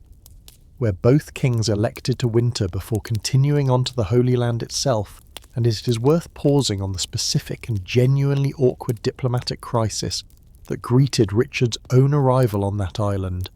because it involved his own sister Joan, the widow of Sicily's previous Norman king William II, who had died without a direct heir in 1189,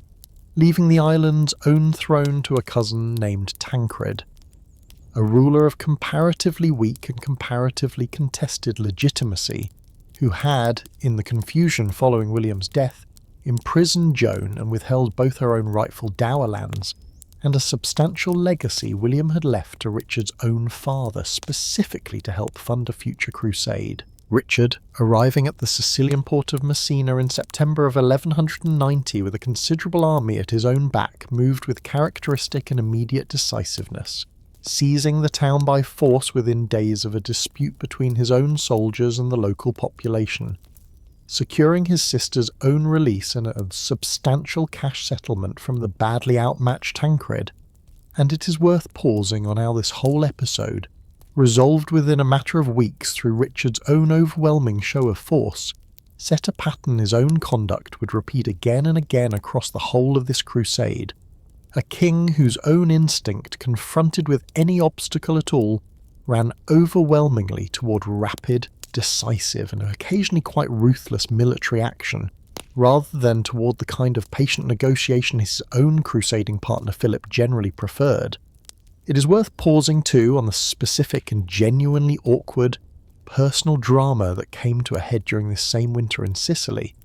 because it involved the long unresolved question of Richard's own betrothal to Philip's sister Alice, the very scandal this channel has already mentioned tonight as a source of poison between the English and French royal houses for well over a decade.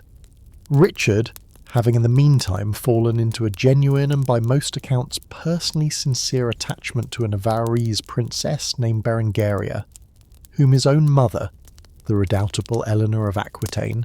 had personally travelled across the whole of Europe at a genuinely advanced age of her own to deliver to her son in person, used this same Sicilian winter to formally and publicly renounce his own decades-old betrothal to Alice, offering Philip a direct and specific explanation that his own father Henry II had indeed taken Alice as a mistress, and had, by some accounts, fathered a child with her, a revelation that humiliated Philip in front of the assembled leadership of both crusading armies, and that poisoned the already strained relationship between the two kings considerably further. Even as Philip, for the sake of the Crusades' own continued unity, formally accepted a cash settlement in place of the marriage and agreed, at least on paper, to let the matter rest. It is worth pausing before we follow Richard's fleet on the final leg of its own journey to the Holy Land, on an entirely unplanned island conquest that would end up mattering considerably more to the Crusader state's own long-term future than either king could possibly have anticipated when Richard's ships first set sail from Sicily in the spring of 1191. A storm scattered Richard's own fleet as it crossed the eastern Mediterranean, driving several of his ships, including the vessel carrying his own sister Joan and his own bride-to-be Berengaria, onto the coast of Cyprus, an island ruled at the time by a self-proclaimed Byzantine emperor named Isaac Komnenos, a distant relative of the actual imperial family in Constantinople, who had seized the island in a local rebellion some years earlier, and who now, confronted with the wreck of several Christian ships and the presence of 2 royal women aboard one of them, behaved with a hostility several contemporary accounts describe in terms of real and specific outrage, plundering wrecked ships, imprisoning survivors, and refusing to allow Joan and Berengaria's own vessel to make safe landfall or take on fresh water and supplies at all. Richard, arriving with the bulk of his own fleet only days later, and learning of Isaac's own treatment of his sister and his bride, reacted with exactly the kind of swift and overwhelming military response his own conduct at Messina had already demonstrated, landing his own forces, defeating Isaac's own army in short order, and, within a matter of weeks, conquering the entire island of Cyprus outright, a genuinely remarkable and entirely improvised achievement, an island Richard had never originally planned to conquer at all, taken almost as an afterthought, in direct and furious response to a single act of inhospitality towards his own family. And it is worth pausing on how significant this single, largely accidental conquest would prove to be for the Crusader states' own long-term survival, because Cyprus, once secured, would go on to serve for the better part of the following 3 centuries as an indispensable forward base and supply depot for the Christian presence in the eastern Mediterranean, considerably outliving, as we will discover before tonight's story is through, the mainland kingdom the Third Crusade itself was actually being fought to help save. It's worth pausing too on the small and genuinely happy interlude Richard permitted himself amid all of this improvised conquest, because he married Berengaria of Navarre in a ceremony held at the island's own chief city of Limassol in May of 1191, a marriage arranged for reasons of straightforward dynastic and political alliance with the Kingdom of Navarre rather than for any particular romantic history between the two, but one that several contemporary chroniclers nonetheless describe with a genuine warmth. Berengaria crowned Queen of England in the very same ceremony, on foreign soil, thousands of miles from the kingdom she was now, at least in title, queen of, a detail that captures, in its own small way, exactly how thoroughly this entire crusade had already begun, reshaping the ordinary rhythms of dynastic life for every family caught up in it. A queen married and crowned on a captured island, she would never rule directly. On her way to a war, her own new husband would spend the following 18 months fighting on the other side of the sea. It is worth pausing too on what actually became of Isaac Komnenos, the self-proclaimed emperor whose own single act of inhospitality toward two shipwrecked royal women had cost him an entire island kingdom within a matter of weeks. Because Richard, according to several contemporary accounts, had promised Isaac at the moment of his own surrender that he would not be placed in irons, a promise Richard, with exactly the kind of literal-minded cunning several of his own contemporaries found simultaneously admirable and faintly unsettling, honoured to the letter while entirely defeating its own obvious intent, having chains specially forged from silver rather than from ordinary iron to bind his own defeated rival, a detail later chroniclers plainly relished recording. And Isaac spent the remainder of his own life a prisoner, dying in captivity a few years later, a minor and largely forgotten footnote to a conquest that would go on to matter a very great deal more to the history of the Crusader states than the ruler it had dispossessed. It is worth pausing briefly on Cyprus's own considerably longer subsequent history, because the island Richard conquered almost as an afterthought, and sold within the year, first to the Knights Templar, who found themselves unable to control a restive local population and returned it to Richard within months, and then to Guy of Lusignan, as the consolation prize this channel has already described for the loss of his own mainland kingdom, would go on to remain in Lusignan hands for the better part of the following 3 centuries, considerably outliving the kingdom of Jerusalem itself in any form, before eventually passing to Venice and finally in the 16th century to the Ottoman Empire. A chain of ownership that this small, largely accidental conquest set in motion nearly 400 years before its own final link was forged. A siege that besieged its own besiegers. It is worth pausing now before Richard's own fleet finally reaches the mainland, on the extraordinary and genuinely strange military situation his arrival was actually sailing into. Because the Great Siege of Acre, the single event this entire crusade would end up organising itself around, had already been underway for nearly 2 full years by the time either king actually appeared off its own coastline, begun not by any grand royal initiative at all, but by the stubborn, almost reckless persistence of the same King Guy of Lusignan, whose own earlier decisions had already done so much to bring the kingdom to catastrophe in the first place. It is worth pausing on how Guy actually came to be free to begin this siege at all, because Saladin, in the immediate aftermath of Hattin, had released him from captivity in the summer of 1188, on the condition, sworn under a formal oath, that Guy would never again take up arms against him, a condition Guy's own clergy consulted specifically on the question, conveniently absolved him of honouring, on the theological grounds that an oath extracted from a captive under duress by a non-Christian captor carried no genuinely binding force at all,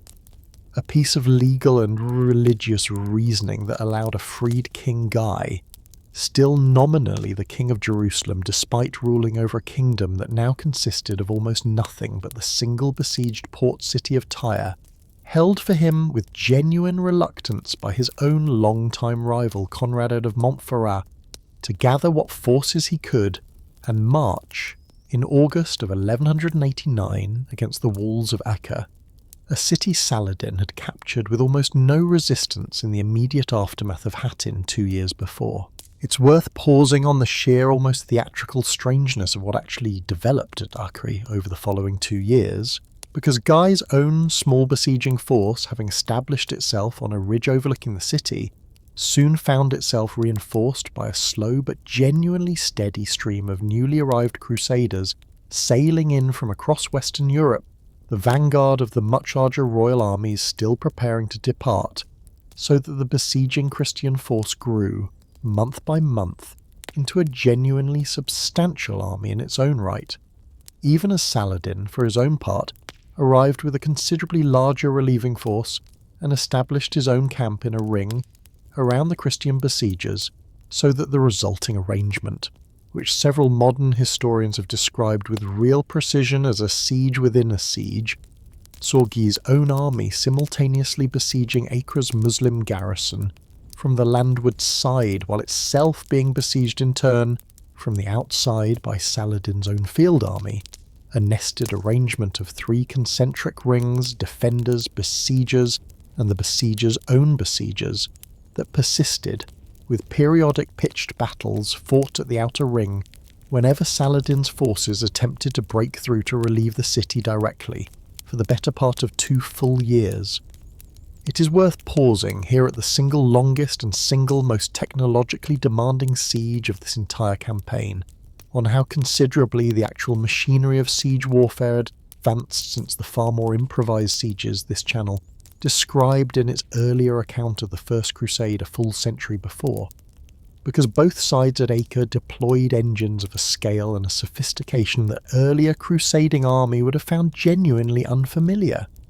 Contemporary chroniclers describe massive stone-throwing engines on both the besieging and the defending side, several of them large enough to have earned their own individual names among the soldiers who operated them, one particularly destructive Christian engine remembered in the sources simply as Bad Neighbour, in evident tribute to the damage it inflicted on the section of wall it was aimed at.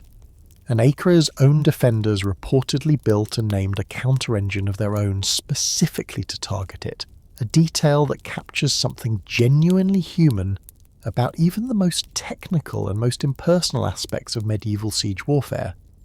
Soldiers on both sides of a wall developing an almost personal relationship with the specific machines that were, day after day, trying to kill them. It is worth pausing too on the continued and continuously terrifying use of Greek fire throughout this same siege, the same incendiary weapon this channel has already described in considerable detail in its account of the First Crusade, deployed here by Acre's own Muslim defenders against the wooden siege towers and the wooden engines the besieging Christians spent months painstakingly constructing, burning them in several well-documented instances to nothing in a matter of minutes, and forcing the whole laborious process of construction to begin again from scratch.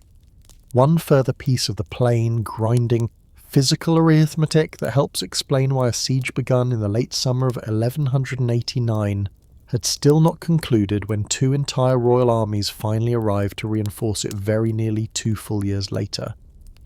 It is worth pausing on what these 2 years actually cost the men trapped inside this strange 3-layered siege, because the conditions in the Christian camp, exposed to disease, to periodic starvation whenever Saladin's own forces succeeded in disrupting the besiegers' supply lines from the coast, and to the ordinary grinding hardship of a static camp that had, by this point,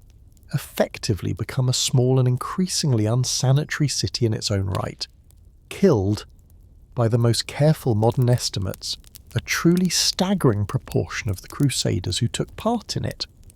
Historians of the period generally agreeing that more Western European crusaders died during these 2 years outside the walls of Acre, from disease and starvation alone, than would ever die in any single pitched battle of the entire campaign that followed.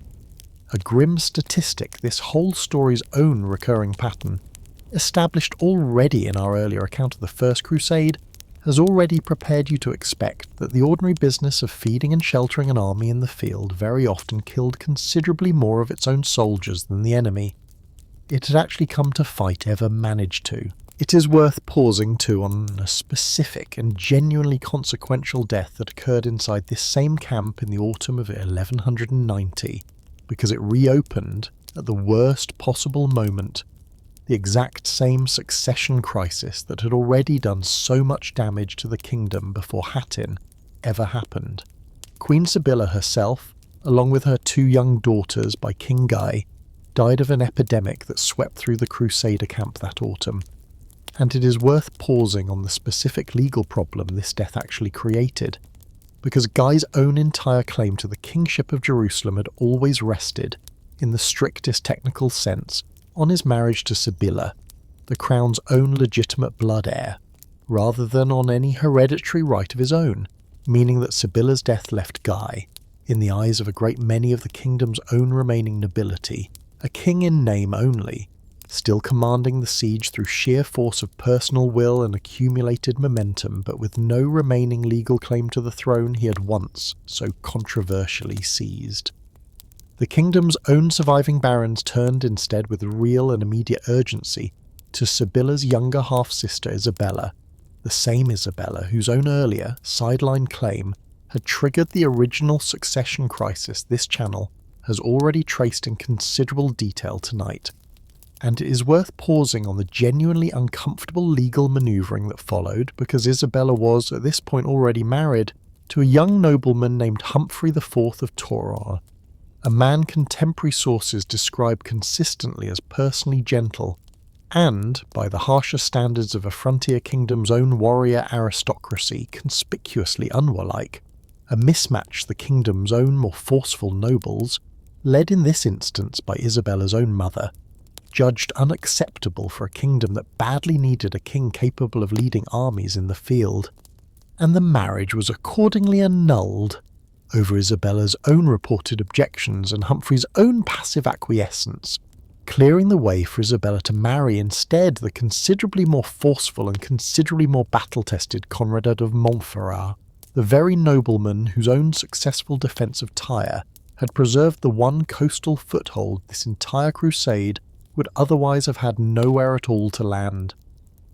It is worth pausing on how completely this new marriage split the kingdom's own remaining leadership into two open and mutually hostile camps,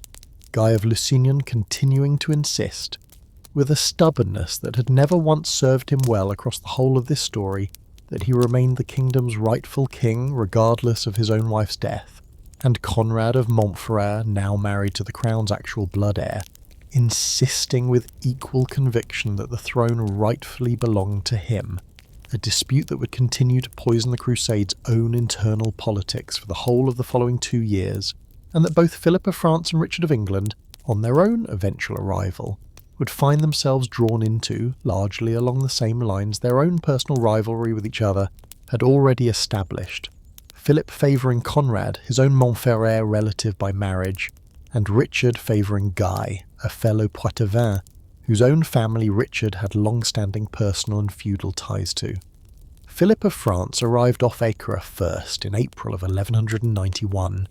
bringing with him the siege engines and the fresh troops that finally allowed the Christian besiegers to press their own attack on the city's walls with real seriousness for the first time in the entire 2-year siege, and Richard, delayed by his own detour to Cyprus, arrived some 6 weeks later, in June,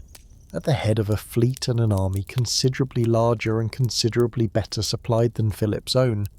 a disparity in resources that several contemporary chroniclers note produced immediate and visible friction between the two kings' own camps,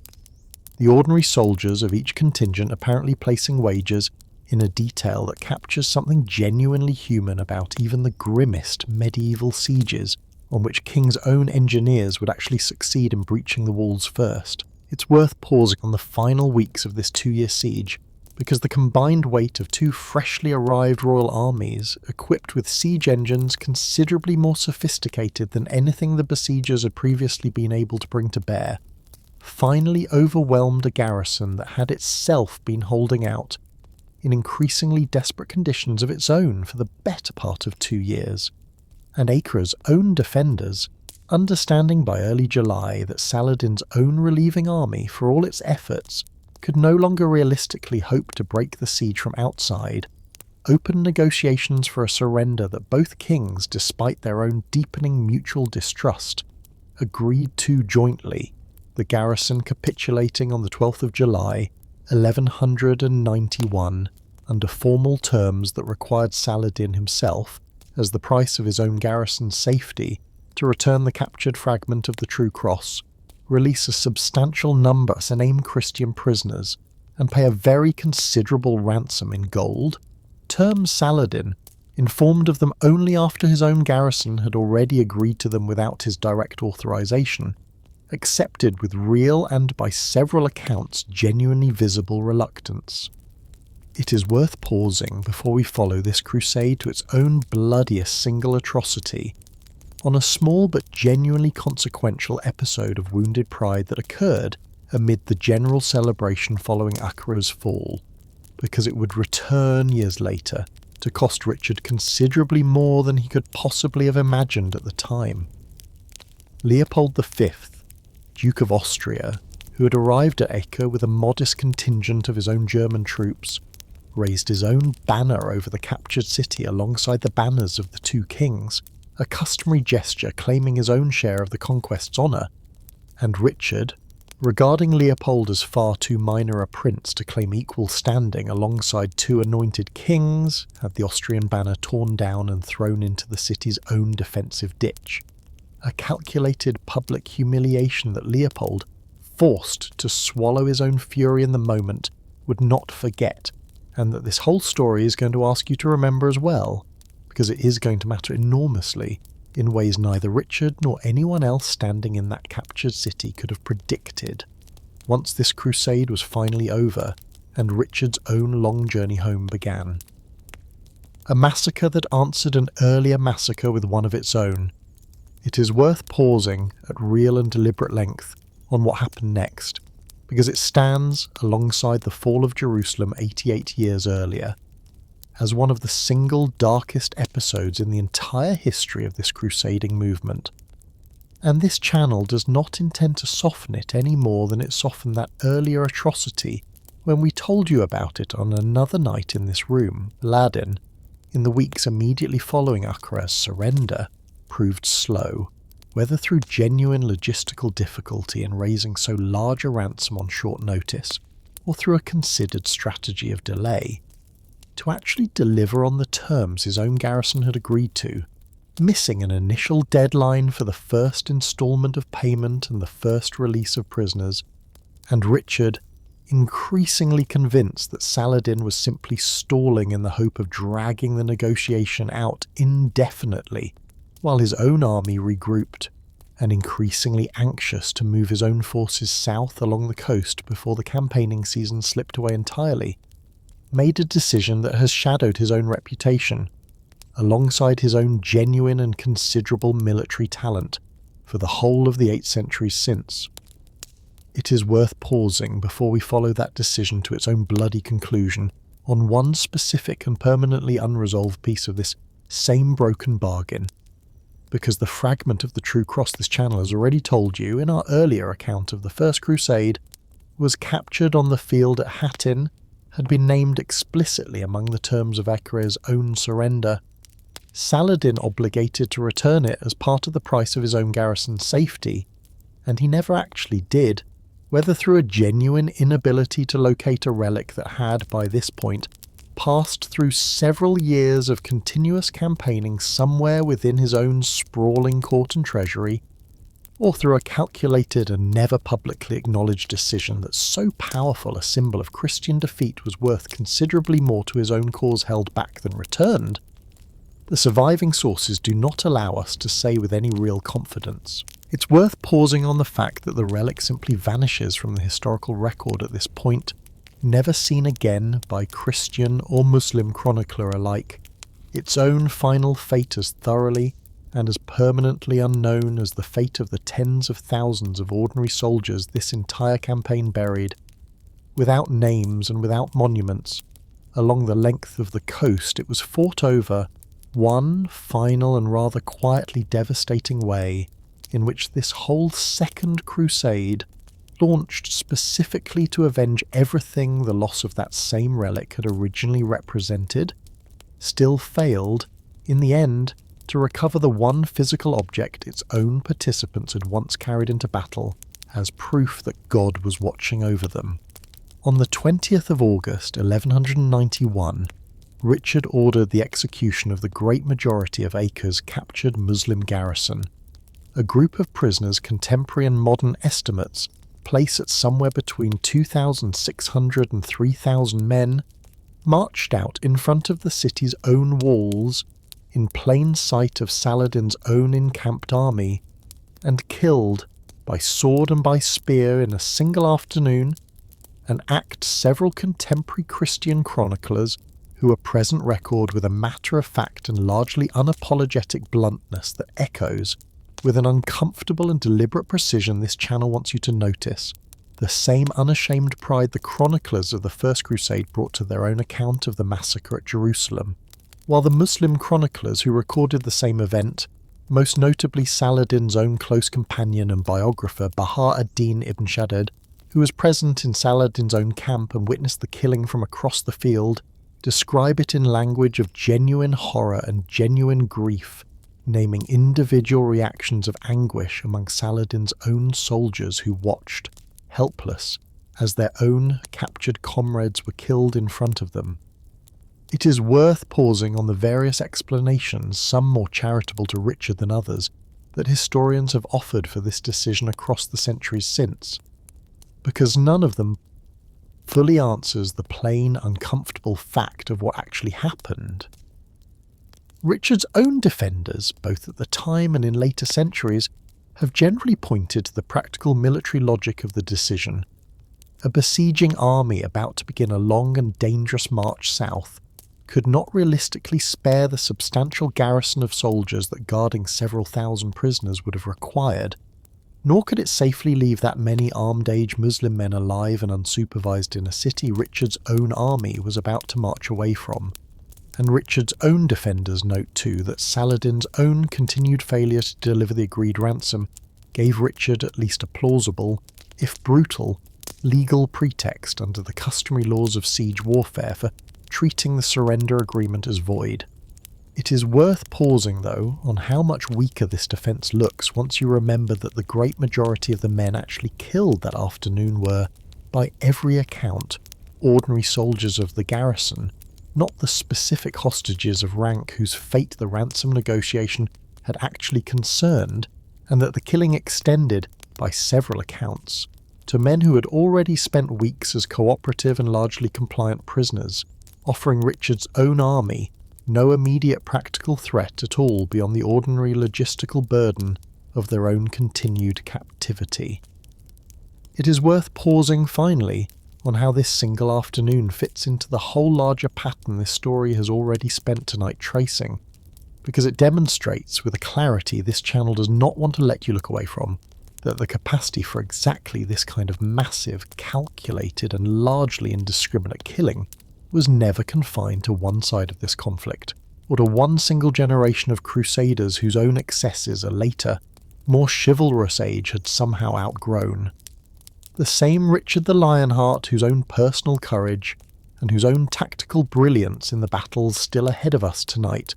would eventually earn him a reputation in the centuries of legend that followed as the single most chivalrous Christian warrior of the entire crusading era, ordered the deaths of several thousand disarmed prisoners in a single afternoon, for reasons of cold and largely unsentimental military calculation, and it is worth remembering that fact clearly, and holding it alongside everything admirable this same king is about to do in the battle still ahead of us tonight, rather than letting either fact quietly erase the other, because both are true at once, and a story that only remembers one of them is not actually telling you the truth about the man at its own centre, a king who sailed home early and left his own rival to finish the war without him. It is worth pausing before we follow Richard's own army south from Acre, on the considerably quieter and considerably less dramatic departure of his own crusading partner, because Philip of France, whose own health had never fully recovered from an illness, likely a form of dysentery or scurvy contemporary sources call Arnaldia, that had swept through the Christian camp during the siege, and that had, by several accounts, cost both kings a portion of their own hair and fingernails, announced within weeks of Acre's fall his own intention to return to France, citing his own continued poor health and, considerably more consequentially, the recent death of the Count of Flanders, an event that had thrown the succession of several important French territories into exactly the kind of unresolved dispute Philip, ever the patient and calculating consolidator of his own royal power, could not responsibly leave unattended for years on end while continuing to campaign on the other side of the Mediterranean. It is worth pausing on how badly this departure was received, both by Richard personally and by the wider Christian army left behind, because Philip's own decision, however genuinely justified by the practical demands of his own kingdom's governance, looked, to a great many contemporaries, uncomfortably like simple abandonment. A king who had travelled the whole distance to the Holy Land, taken part in the single decisive success of the entire campaign so far, and then sailed home again the moment the harder, more dangerous work of actually pressing on toward Jerusalem itself still lay ahead, leaving the bulk of his own French troops behind under the command of Hugh, the Duke of Burgundy, a capable enough deputy in his own right, but one who lacked anything like Philip's own royal authority to actually restrain Richard's own increasingly dominant and increasingly unchallenged command of the Crusades' remaining combined forces. It is worth pausing too on the specific and genuinely damaging rumour Philip is said to have spread, or at least to have allowed to spread, in the months after his own return to France, that Richard had attempted to have him poisoned during the siege, an accusation with no serious surviving evidence behind it, but that nonetheless poisoned Anglo-French relations for years afterward, and that gives us an early glimpse of exactly the kind of political warfare Philip would go on to wage against Richard's own French territories, considerably more successfully, once both kings had finally returned home from a crusade that had done nothing at all to heal the personal rivalry between them, and had, if anything, given each man fresh and specific grievances to carry home with him. A column that marched in a box, and a battle neither commander actually planned. With Philip gone and the Crusades' own combined leadership now resting in practice, if not always in name,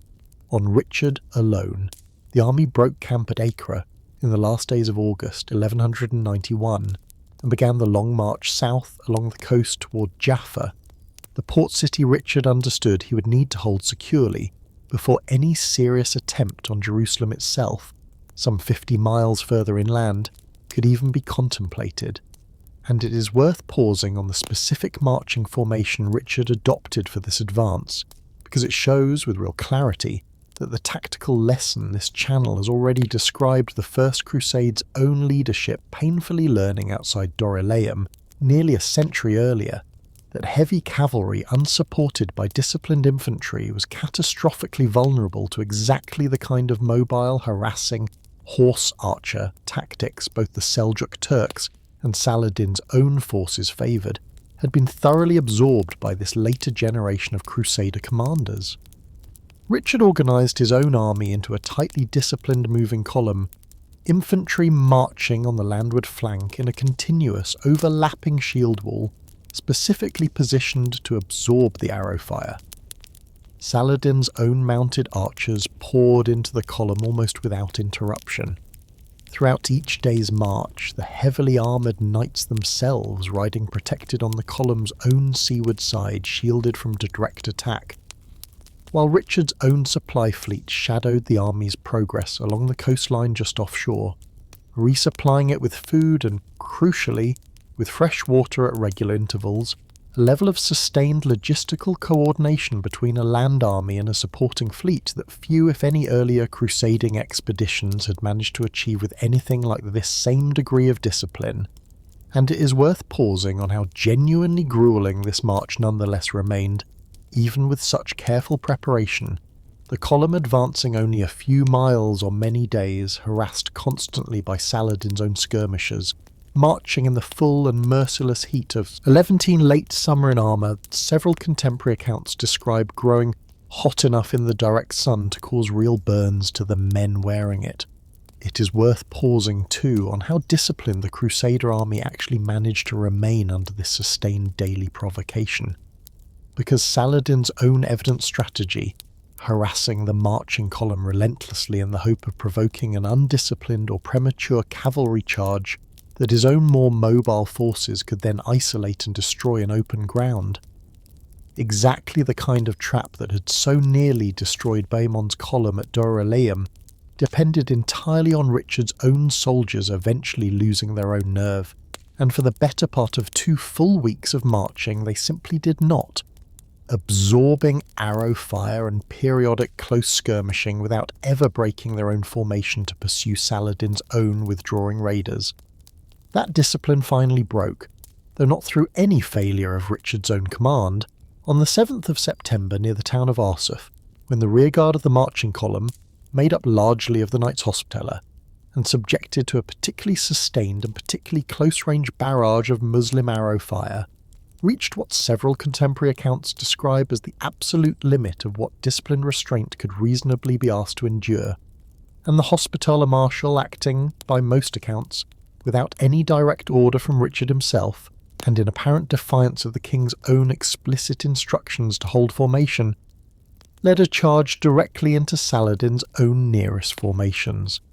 A spontaneous action that instantly threatened to unravel the entire army's own careful discipline,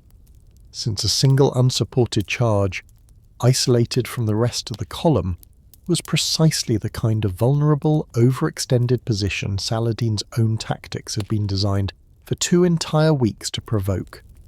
It is worth pausing on how quickly and how decisively Richard responded to this crisis, because it is, in the considered judgment of a great many modern military historians, the single clearest demonstration of genuine battlefield mastery Richard would offer across the whole of this campaign. Rather than allow the Hospitaller's own premature charge to become an isolated and doomed action, Richard immediately committed the rest of his own cavalry to a full coordinated general charge in support, transforming what had begun as an undisciplined breach of his own careful battle plan into a decisive, army-wide offensive delivered at a moment and with a force Saladin's own encircling formations were not actually prepared to withstand. The battle that followed, fought across the open ground outside Arsuf, ended in a clear and genuinely significant crusader victory.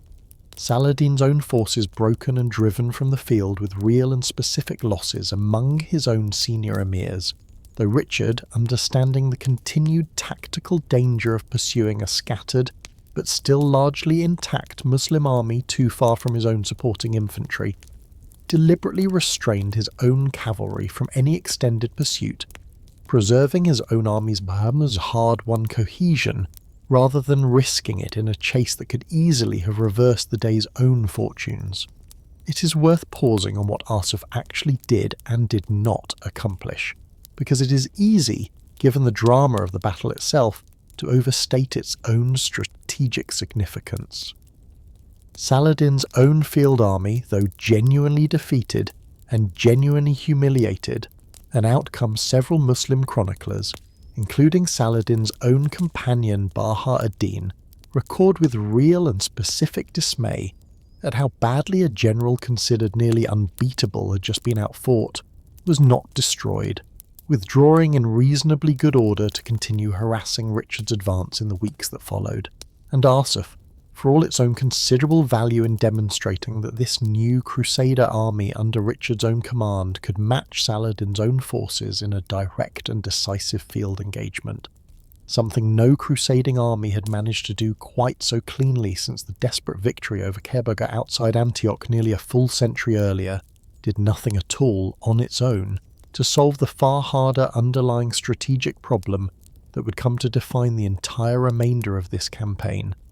The sheer grinding difficulty of actually capturing and then permanently holding Jerusalem itself, a walled inland city more than 50 miles from the coast, against a still largely intact enemy field army, and a hostile, resource-poor countryside that had already, as this channel's earlier telling of the First Crusade showed you in considerable detail, come close to starving an earlier crusader army to death on the very same approach a century before. A city 12 miles away, and an army that turned around anyway. Richard occupied Jaffa in the days following Arsuf and spent the following weeks rebuilding its own fortifications, deliberately slashed and dismantled by Saladin's own retreating forces as part of a considered scorched earth strategy intended to deny the advancing crusaders any secure forward base along the coast. And it is worth pausing here on the specific and genuinely difficult strategic dilemma this scorched earth policy actually posed for Richard.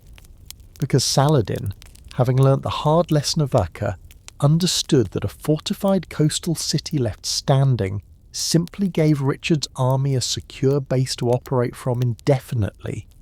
and adopted, across the following year, a considered policy of demolishing exactly those fortifications, at Ascalon most significantly of all.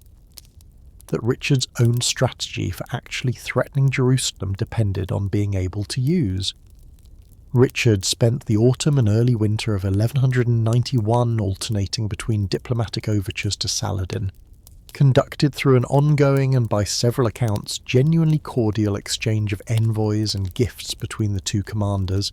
each testing the other's willingness to negotiate a settlement without further bloodshed, and continued military preparation for an eventual advance inland. And it is worth pausing on how genuinely serious these negotiations actually became at various points across the following year, because Richard, at one stage, proposed what modern historians still regard as one of the more genuinely startling diplomatic gambits of the entire crusading period, suggesting that his own sister Joan, the widow of the King of Sicily, whose own rescue from Cyprus we have already discussed tonight, might marry Saladin's own brother Al-Adil, with the newly married couple ruling Jerusalem jointly as a shared Christian-Muslim kingdom, a proposal that, whatever its own sincerity or lack of it on either side, Joan herself apparently refused outright when she learned of it. And that came to nothing in any case, but that nonetheless tells us something genuinely important about how far both sides, exhausted by years of grinding warfare, were willing to at least entertain creative alternatives to continued fighting. It is worth pausing, though, on the fact that these negotiations, whatever their own sincerity, never actually stopped the fighting itself. And Richard, by December of 1191, judged his own army strong enough and his own supply lines secure enough to finally begin the long-awaited advance inland toward Jerusalem,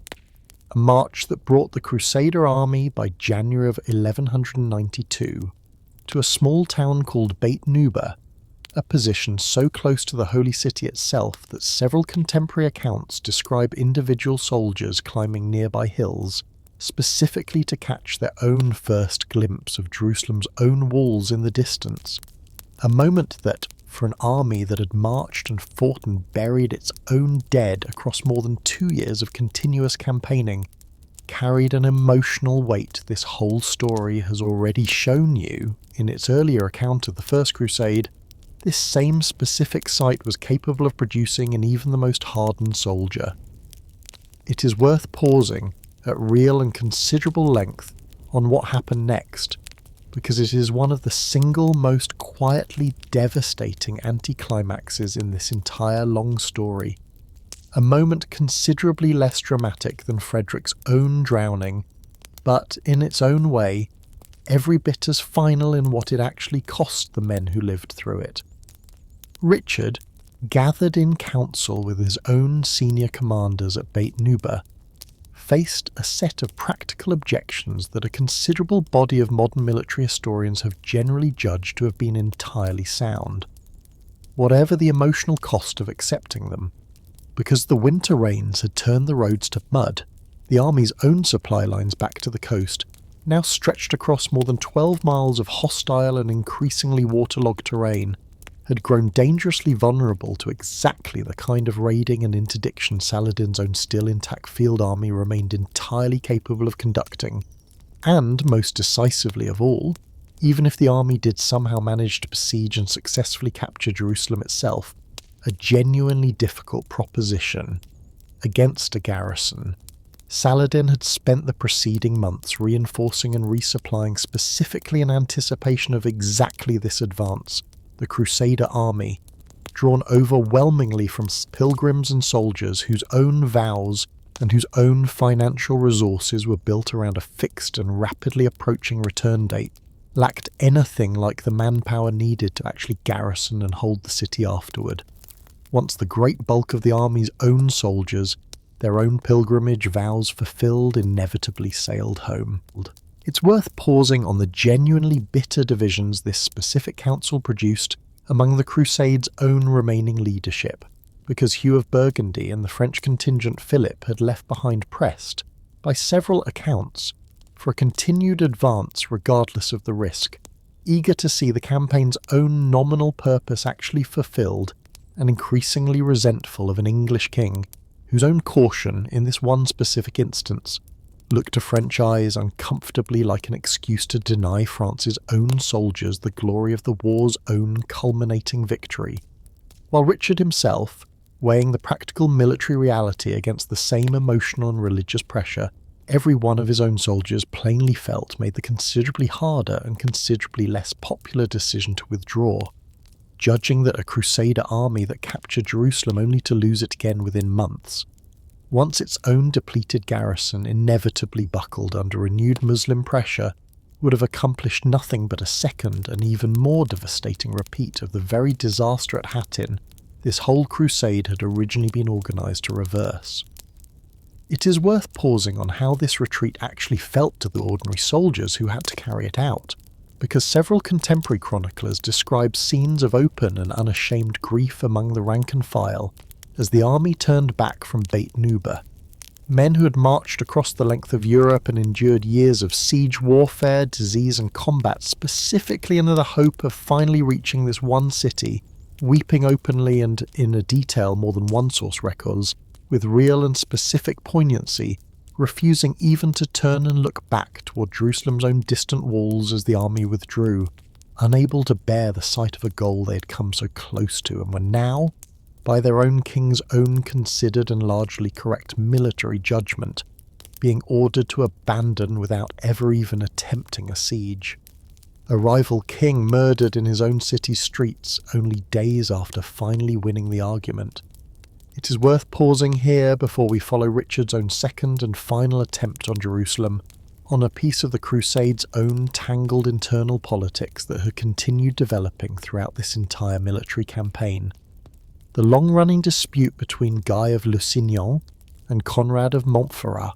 over which of the two men actually held the rightful title of King of Jerusalem, a dispute Richard finally arranged to have settled in April of 1192 through a formal vote of the Crusades' own assembled nobility, a vote that went, by an overwhelming margin, in Conrad's own favour, a result that reflected both Conrad's own genuinely superior record of effective leadership, stretching back to his own successful defence of Tyre in the immediate aftermath of Hattin, and the accumulated resentment a great many of the kingdom's own remaining barons still felt toward Guy for the catastrophic decisions that had led the kingdom to disaster in the first place.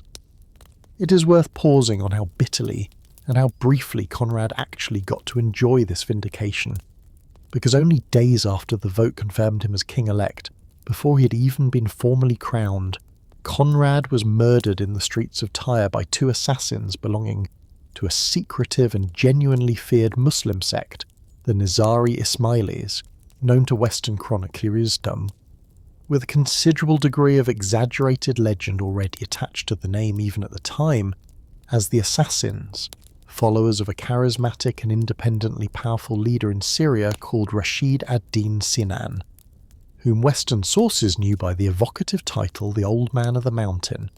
a sect that operated largely independently of both Saladin's own forces and the Crusader states, striking across the whole of this period at whichever political or religious figure, Muslim or Christian, its own leadership judged to pose a genuine threat to its own independent territory and its own independent interests. It's worth pausing on the genuinely unresolved historical mysteries surrounding exactly why Conrad was killed, because contemporary and near-contemporary sources offer several competing explanations that historians have never been able to fully adjudicate between.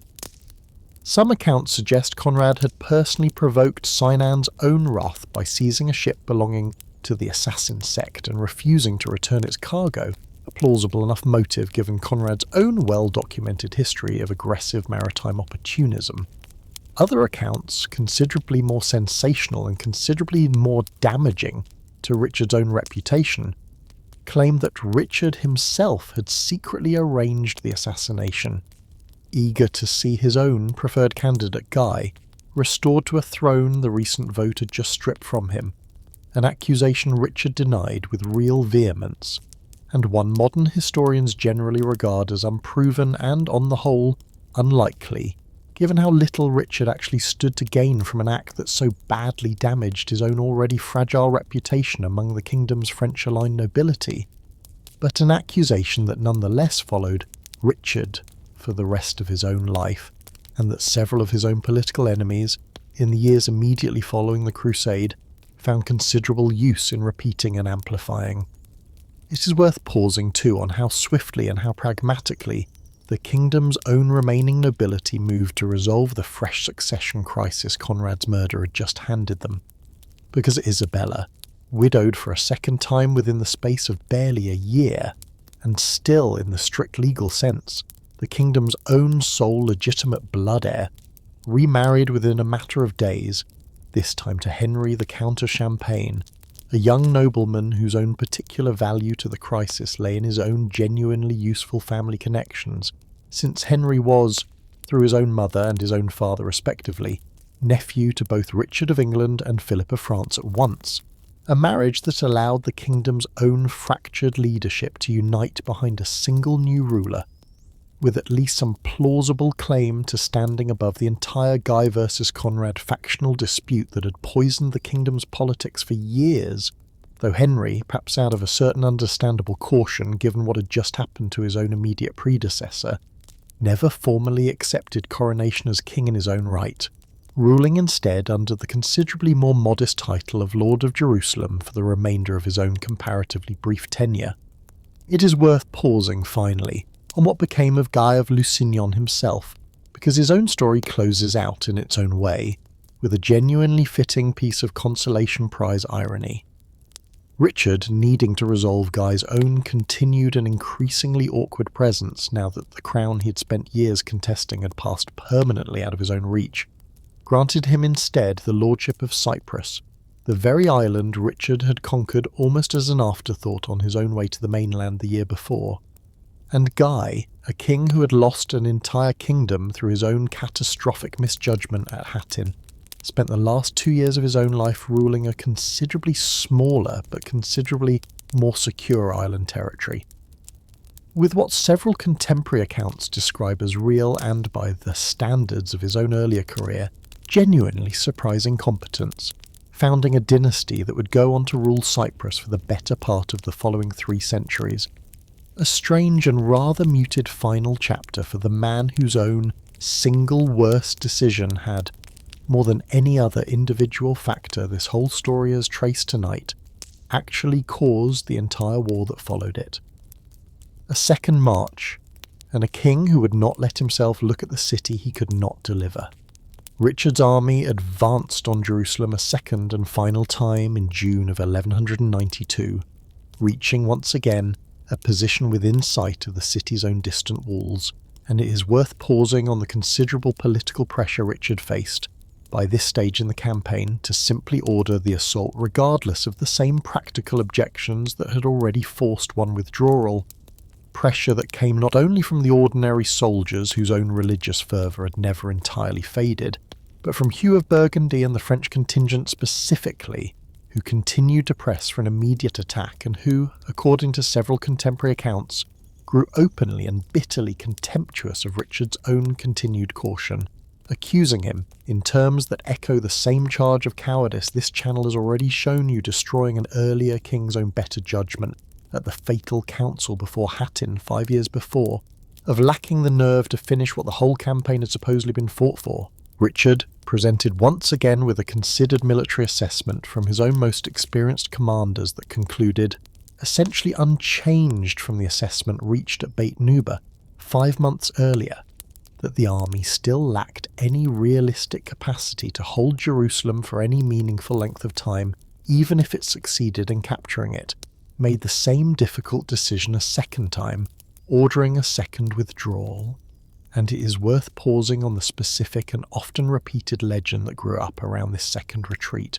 recorded with slightly varying detail across several later medieval and early modern sources, that Richard himself, informed by a scout that the city's own walls had at last come into clear view, refused to actually look at them, raising his own shield to block the sight or turning his own horse deliberately away,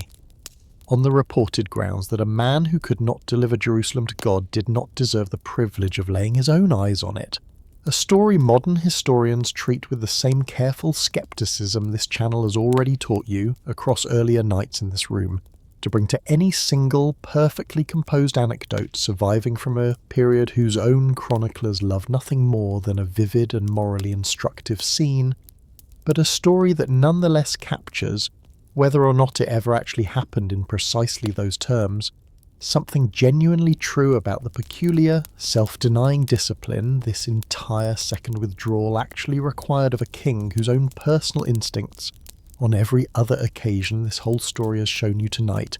ran overwhelmingly toward decisive and immediate action, rather than toward patient, unglamorous restraint. It is worth sitting for a moment with the plain strategic reality this whole extended sequence of advances and retreats actually reveals, because it is easy, amid the drama of sieges and battles, to lose sight of the considerably less dramatic arithmetic underneath it. The Third Crusade, for all its own genuine victories, the conquest of Cyprus, the fall of Acre, the decisive field victory at Arsuf, never actually came close to recapturing the one city its own entire religious and political justification had been built around, not because Richard lacked the courage or the tactical skill to take it, both of which this whole story has shown you tonight in real and considerable abundance, but because the plain, unglamorous logistics of holding a fortified inland city against a still intact and still determined Muslim field army, 50 miles from the coast and considerably further still from any reliable line of supply, back to Western Europe, had never actually been solved by anyone on the Christian side of this conflict. A problem this channel's own earlier telling of the First Crusade should already have prepared you to recognise, since it was in the end precisely this same basic arithmetic of supply, water, and sustainable manpower, rather than any single battle won or lost, that had determined the outcome of nearly every siege this whole 2-century crusading movement ever fought. A king who waded ashore alone, and a battle fought with a shield wall of a few dozen men.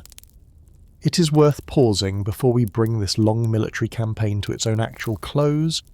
on the single most dramatic and, in the judgment of a great many later medieval writers, the single most personally heroic episode of Richard's own entire career, because it unfolded only weeks after this second and final withdrawal from the gates of Jerusalem, at the exact moment both sides, exhausted by 3 years of continuous campaigning, had begun to seriously explore the terms of a negotiated peace.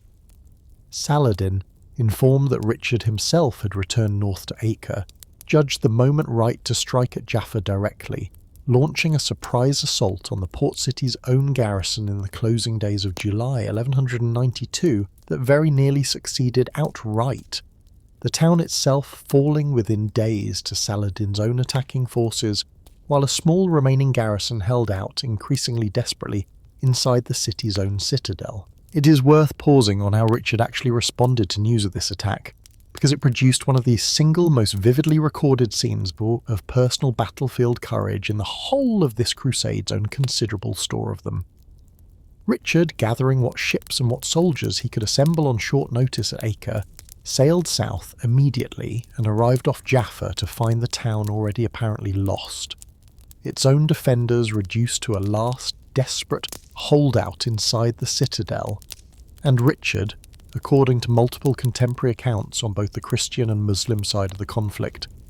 did not wait for his own ships to properly land or for his own forces to organise themselves in any conventional order at all, but leapt from his own vessel directly into the shallow water himself, sword in hand, and waded ashore at the head of what several sources describe as a genuinely small handful of knights. catching Saladin's own occupying forces so completely by surprise, whether through sheer audacity or through a garrison already exhausted and already anticipating relief, that the town itself was retaken within the span of a single chaotic morning.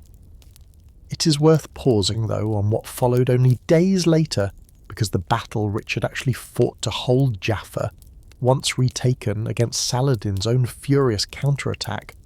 stands as an even more remarkable feat of personal and tactical courage than the initial landing itself. Encamped outside the town's own walls with a genuinely tiny force, contemporary estimates suggesting perhaps only a few dozen knights and a modest body of infantry and crossbowmen, Richard's camp was struck at dawn on the 5th of August by a substantial portion of Saladin's own field army, and Richard, understanding that his own mounted knights, so heavily outnumbered, could not hope to survive a conventional cavalry engagement in open ground, instead formed his own infantry into a tight defensive line, alternating spearmen kneeling with their own weapons braced against the ground and crossbowmen firing over their shoulders in careful disciplined rotation,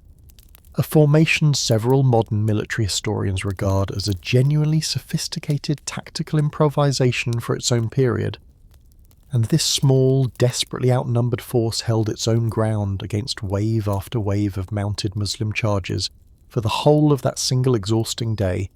Richard himself, by several accounts, fighting for stretches on foot alongside his own ordinary soldiers, rather than remaining safely mounted at the rear. It is worth pausing too on the specific and rather famous, if genuinely difficult to fully verify, detail several later chroniclers add to this same battle, that Saladin himself, watching Richard's own horse fall or grow exhausted at some point during the day's fighting, sent him a pair of fresh mounts under a flag of truce, a gesture of chivalric courtesy several modern historians regard with real scepticism, given how poorly it squares with the plain tactical reality of a commander actively trying to kill his own opponent in the middle of an active battle, but a story that nonetheless tells us something genuinely important about the specific kind of legend this entire rivalry had already begun accumulating even before the war itself was fully over. Two commanders whose own mutual respect, whether it was ever quite as literal or as chivalrous as later storytellers wanted it to have been, had become by this point in the campaign almost as central to how contemporaries on both sides understood this war as the war's own actual outcome. A peace neither side could really afford to keep fighting for. Jaffa, held against Saladin's own best remaining effort at real and considerable cost to both armies, proved to be the last major engagement of the entire Third Crusade, and it is worth pausing on the specific, mutually exhausted circumstances that finally brought both commanders to the negotiating table with real and lasting seriousness, because neither side, by the late summer of 1192, retained anything like the resources or the manpower to continue this war much longer. Richard's own army had been bled by 3 years of continuous campaigning, by disease, by the grinding 2-year siege of Acre alone, and by Richard's own increasingly urgent awareness, arriving in a steady stream of letters from England that his own younger brother John was actively conspiring with Philip of France to seize his own kingdom during his continued absence. A domestic political crisis that made Richard's own continued presence in the Holy Land, however incomplete its own military achievements, an increasingly unaffordable luxury. Saladin's own army, for its own part, was suffering a version of the very same problem, a coalition force drawn from across his own recently unified, but still, in several respects, only loosely integrated Egyptian and Syrian territories, whose own regional contingents, many serving on essentially seasonal and only semi-voluntary terms of feudal obligation, had grown increasingly restless and increasingly eager to return to their own homes and their own harvests after 3 years of continuous, exhausting warfare that had, in the end, failed to actually dislodge the Christian presence from the coastal strip it still firmly controlled. Negotiations conducted largely between Richard and Saladin's own brother Al-Adil, a figure whose own considerable diplomatic skill and whose own genuinely warm personal relationship with Richard, built up across months of exactly the kind of exchanged gifts and exchanged envoys this channel has already described tonight, made him an unusually effective intermediary between the two exhausted sides, concluded on the 2nd of September 1192 in a formal treaty signed at Jaffa itself, and it is worth pausing on the actual specific terms of this agreement, because they tell us, with real and unsentimental clarity, exactly what this entire 3-year, enormously costly campaign had actually managed to achieve. The treaty established a truce of 3 years and 8 months between the two sides, during which Christian pilgrims would be guaranteed free and unmolested access to visit Jerusalem itself and its own holy sites, even though the city would remain under Saladin's own continued political and military control, a compromise considerably short of the Crusades' own original and explicitly stated goal of actually recapturing Jerusalem outright, but one that nonetheless restored, for ordinary Christian pilgrims, the practical religious access this entire war had, on paper, always claimed to be fought to secure. The Christian states retained control of a narrow but genuinely valuable strip of coastline, running from Tyre in the north, down through Jaffa in the south, restoring in effect a much reduced but genuinely viable Kingdom of Jerusalem in every sense except the one that gave the kingdom its own original name, while the fortifications of Ascalon contested bitterly across months of negotiation precisely because control of that specific city determined whether Egypt and Syria could be easily linked by a land route bypassing the Christian coastal strip entirely, were ordered dismantled by mutual agreement, denied to both sides rather than granted outright to either one. It is worth pausing with real and deliberate weight on one final and genuinely striking detail of Richard's own personal conduct in the weeks immediately following this treaty, because it tells us something quietly important about how Richard himself appears to have understood his own campaign's ultimate meaning. Though the newly signed truce guaranteed safe passage for Christian pilgrims wishing to visit Jerusalem, and though a considerable number of Richard's own soldiers took advantage of exactly this provision to complete the pilgrimage that had, for so many of them, been their own original and most deeply personal motive for ever joining this crusade in the first place, Richard himself never entered the city at all, declining, according to several contemporary accounts, an invitation from Saladin's own brother Al-Adil to visit Jerusalem under the truce's own explicit safe conduct guarantee, reportedly on the grounds that a king who had failed to deliver the city as its conqueror had no right to enter it merely as an ordinary and unvictorious pilgrim, decision that echoes whether or not the specific legend of Richard refusing to look at the city's own walls during the second retreat is literally true. The same basic and genuinely striking self-denial, a man who had come further, fought harder and won more individual battles across this campaign than perhaps any other single crusader in the whole 2-century history of this movement, and who chose in the end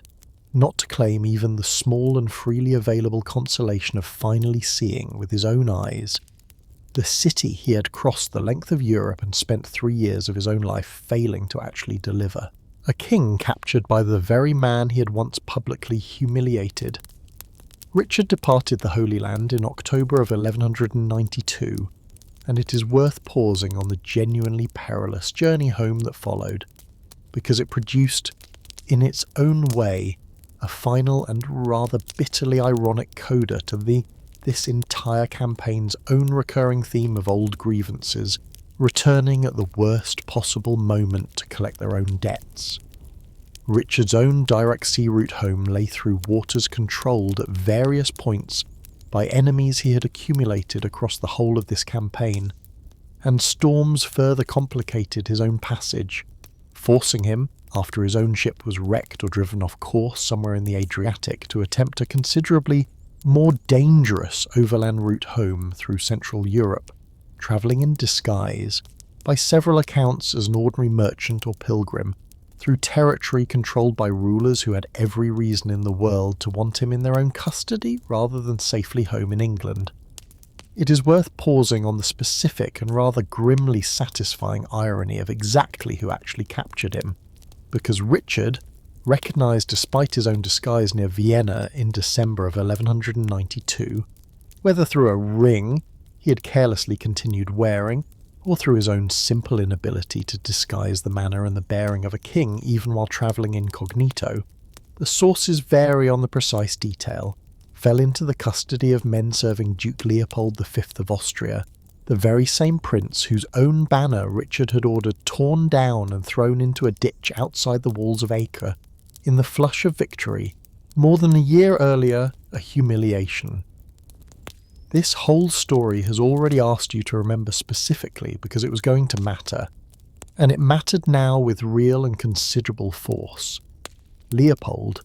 understanding exactly what a prize he had stumbled into, imprisoning Richard and shortly afterwards selling, in effect, his own valuable captive onward to a considerably more powerful and considerably more calculating figure, the Holy Roman Emperor Henry VI, who held his own separate and long-standing grievances against Richard, stemming from Richard's earlier support for Tancred of Sicily against Henry's own competing dynastic claims to that same island kingdom, and from Richard's own close political alliance with the Welf family, Henry's own most persistent domestic rivals within Germany itself. It is worth pausing on the sheer scale of the ransom Henry eventually demanded for Richard's own release, because it stands as one of the single largest sums any medieval ruler was ever asked to raise for any purpose at all: 150,000 marks of silver, a figure modern historians estimate at somewhere in the range of 2 to 3 times the entire annual revenue of the English crown, a sum England's own government, under the vigorous and genuinely remarkable direction of Richard's own formidable mother, Eleanor of Aquitaine, by this point an elderly woman who had nonetheless spent decades of her own long and eventful life demonstrating exactly the kind of political resilience this crisis now called for, managed to raise through an extraordinary combination of special taxation, the seizure of a considerable portion of the kingdom's own church plate and treasure, and contributions extracted, with varying degrees of genuine willingness, from every level of English and Norman society, a fundraising effort that echoes, in its own scale and its own considerable social disruption, the Saladin tithe. This same crusade had already imposed on the English and French subjects only a few years earlier, a kingdom taxed once to send its own king to war, and taxed again, just as heavily, to bring him back home from it. Richard remained in captivity for well over a year, finally released in February of 1194, once the full ransom had actually been delivered. And it is worth pausing on the sheer strangeness of the whole episode. A king who had personally led the single most successful field campaign of the entire Third Crusade, who had captured Cyprus, broken Saladin's army at Arsuf, and personally defended Jaffa with a shield wall of a few dozen exhausted men, spending more than a year as a prisoner not of any Muslim enemy at all, but of a fellow Christian prince nursing a grudge over a torn-down banner. A detail that this whole story wants you to sit with for a moment, because it demonstrates with real and specific clarity exactly the same lesson this channel has already drawn from Frederick Barbarossa's own drowning earlier tonight, that the men who actually determined how this crusade's own participants lived or died were never confined to the battlefield alone, and that the king's own pride indulged for a single careless moment of public humiliation outside the walls of a captured city, could travel home with him across an entire continent and collect its own debt more than a year later in a foreign dungeon, thousands of miles from the war that had actually created the grievance in the first place. A sultan who died with nothing left to bury himself with. It is worth pausing before we turn to what this whole campaign actually left behind, on the death of the man whose own long and patient project of unification had made this entire war possible in the first place, because Saladin did not long outlive the peace he had finally negotiated with Richard, dying in Damascus in March of 1193, only some 6 months after the Treaty of Jaffa was signed, and only a matter of weeks, in the end, before Richard himself finally reached home.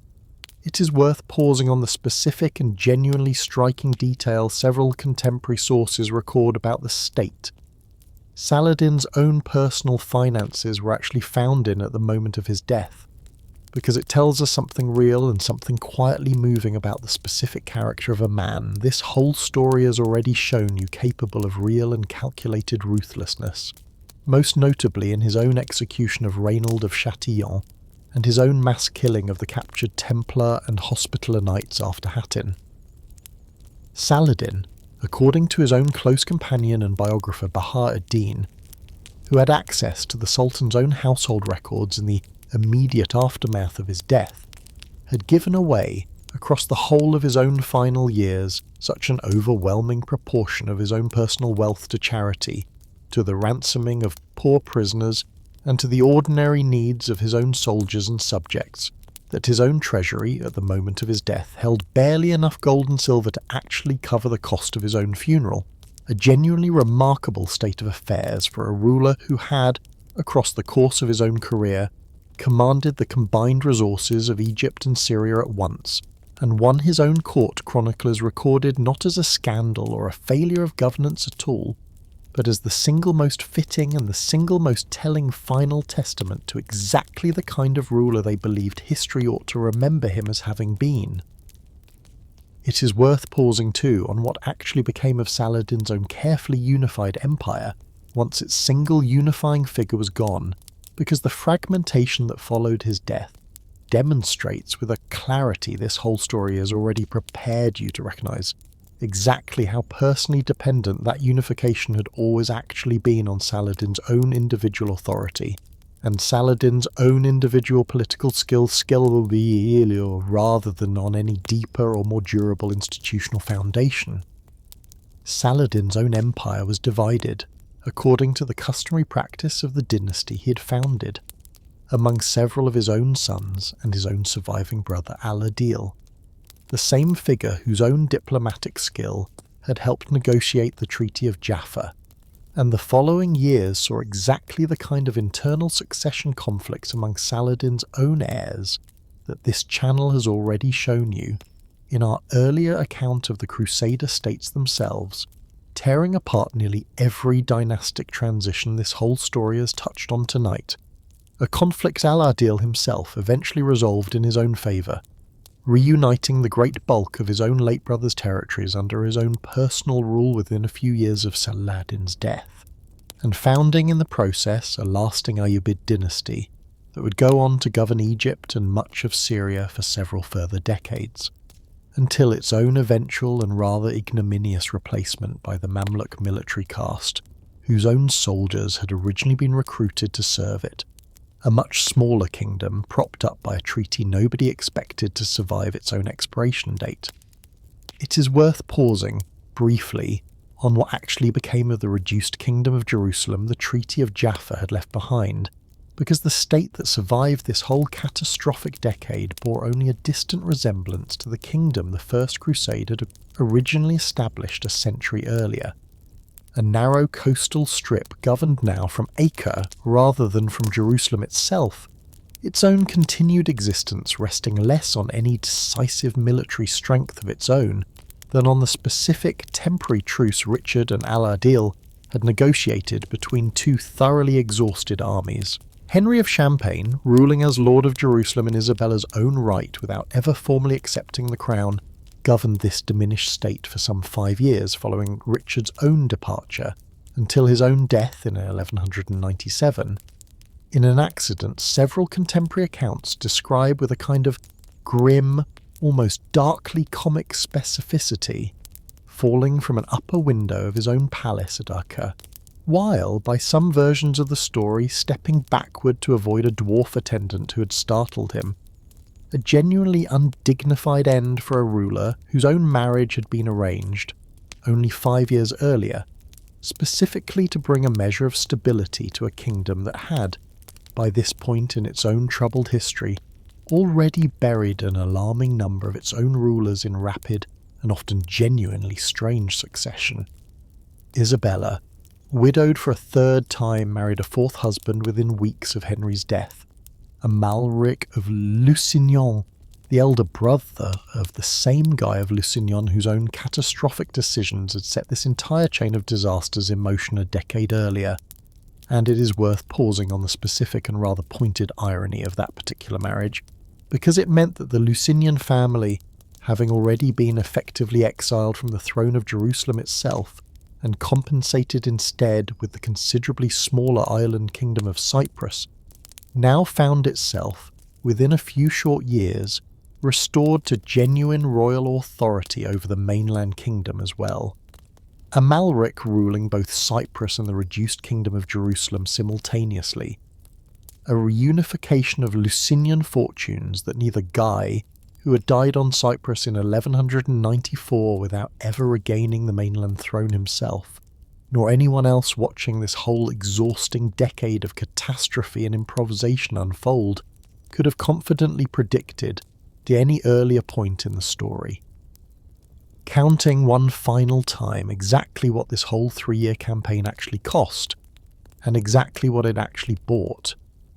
it is worth pausing the way this channel has learned to pause at the close of nearly every great catastrophe it has told you about in this room, to reckon as honestly as the surviving evidence allows with the real balance sheet of human cost and human achievement this crusade actually left behind. The Third Crusade cost, first and most immediately,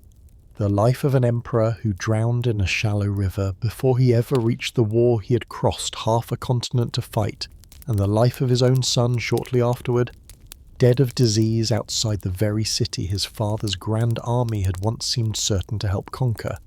It cost several thousand Muslim prisoners of war, killed in a single calculated afternoon outside the walls of Acre by a king whose own chivalric legend would, within a single generation, manage to almost entirely erase that same afternoon from the story later ages chose to tell about him. It cost an unknown but considerable number of ordinary soldiers and pilgrims on both sides, killed by disease and starvation across 3 years of continuous campaigning in numbers that, exactly as this channel has already shown you as true of the First Crusade a century earlier, almost certainly dwarfed the casualties inflicted in any single pitched battle the whole campaign actually fought. And it cost, in the years and decades that followed its own formal conclusion, a kingdom of Jerusalem permanently and irreversibly reduced to a narrow coastal strip that would itself persist for barely another century before its own final extinction, a diminished shadow of the kingdom the First Crusade had originally carved out of this same contested ground. What it actually purchased, weighed against that considerable cost, was, in the narrowest and most immediate military sense, remarkably little. No recaptured Jerusalem, no restoration of the kingdom this crusade had explicitly been organised to save, and no meaningful reversal at all of the fundamental balance of power Saladin's own decade of patient unification had established across the wider Muslim Near East. What it purchased instead, in the considerably more modest but nonetheless genuinely significant terms, this whole campaign actually managed to secure was a reprieve rather than a restoration, a coastal kingdom preserved for another 100 years where total extinction had, in the desperate months immediately following Hattin, seemed the far more likely outcome, guaranteed pilgrim access to Jerusalem's own holy sites, even though the city itself remained beyond Christian political control, and the conquest, almost entirely incidental to the Crusade's own original purpose of Cyprus, an island that would go on to matter considerably more to the long-term Christian presence in the eastern Mediterranean than either Richard or anyone else marching with him in 1191 could possibly have anticipated at the time. Where this whole story actually comes from and how differently it reads depending on whose account you happen to be holding. It is worth pausing before we ask, one final time tonight, why any of this actually happened, to say a proper word about the sources this account is drawn from. Because the Third Crusade, like the First Crusade this channel has already told you about on another night in this room, survives for us through a genuinely rich and genuinely varied body of contemporary testimony, written from perspectives that, exactly as before, rarely agree with one another about what any of it actually meant. The single richest Latin Christian account comes down to us through a text known as the Itinerarium Peregrinorum et Gesta Regis Ricardi, the journey of the pilgrims and the deeds of King Richard, a work whose own complicated textual history and original Latin prose narrative later expanded and partly versified in Old French by a poet and chronicler named Ambroise, who travelled with Richard's own army for the whole of the campaign, gives modern historians an unusually detailed, unusually vivid, and, it should be said plainly, unusually pro-Richard account of nearly every major event this whole story has traced tonight. A source that celebrates its own royal subject with an enthusiasm modern readers should weigh carefully against its own obvious and considerable bias, but that nonetheless preserves a wealth of specific ground-level detail. The texture of the march down the coast from Acre, the precise choreography of the fighting at Arsuf that no other surviving source can match. Alongside this Latin Christian tradition stands a body of Arabic source material considerably richer and considerably more immediate than what survived from the Muslim side of the First Crusade a century earlier. Most importantly, the work of Baha ad-Din ibn Shaddad, a legal scholar and close personal companion of Saladin's own final years, who wrote an intimate and often genuinely moving biography of the Sultan, drawing on his own direct, first-hand access to Saladin's own court and Saladin's own private council, a source that gives us, among a great many other things, the eyewitness account of the massacre at Acre this channel has already shared with you tonight, recorded by a man who watched it happen from across the field and who never pretended in his own writing that what he had witnessed was anything other than a horror. Alongside Baha ad-Din stands Imad ad-Din al-Isfahani,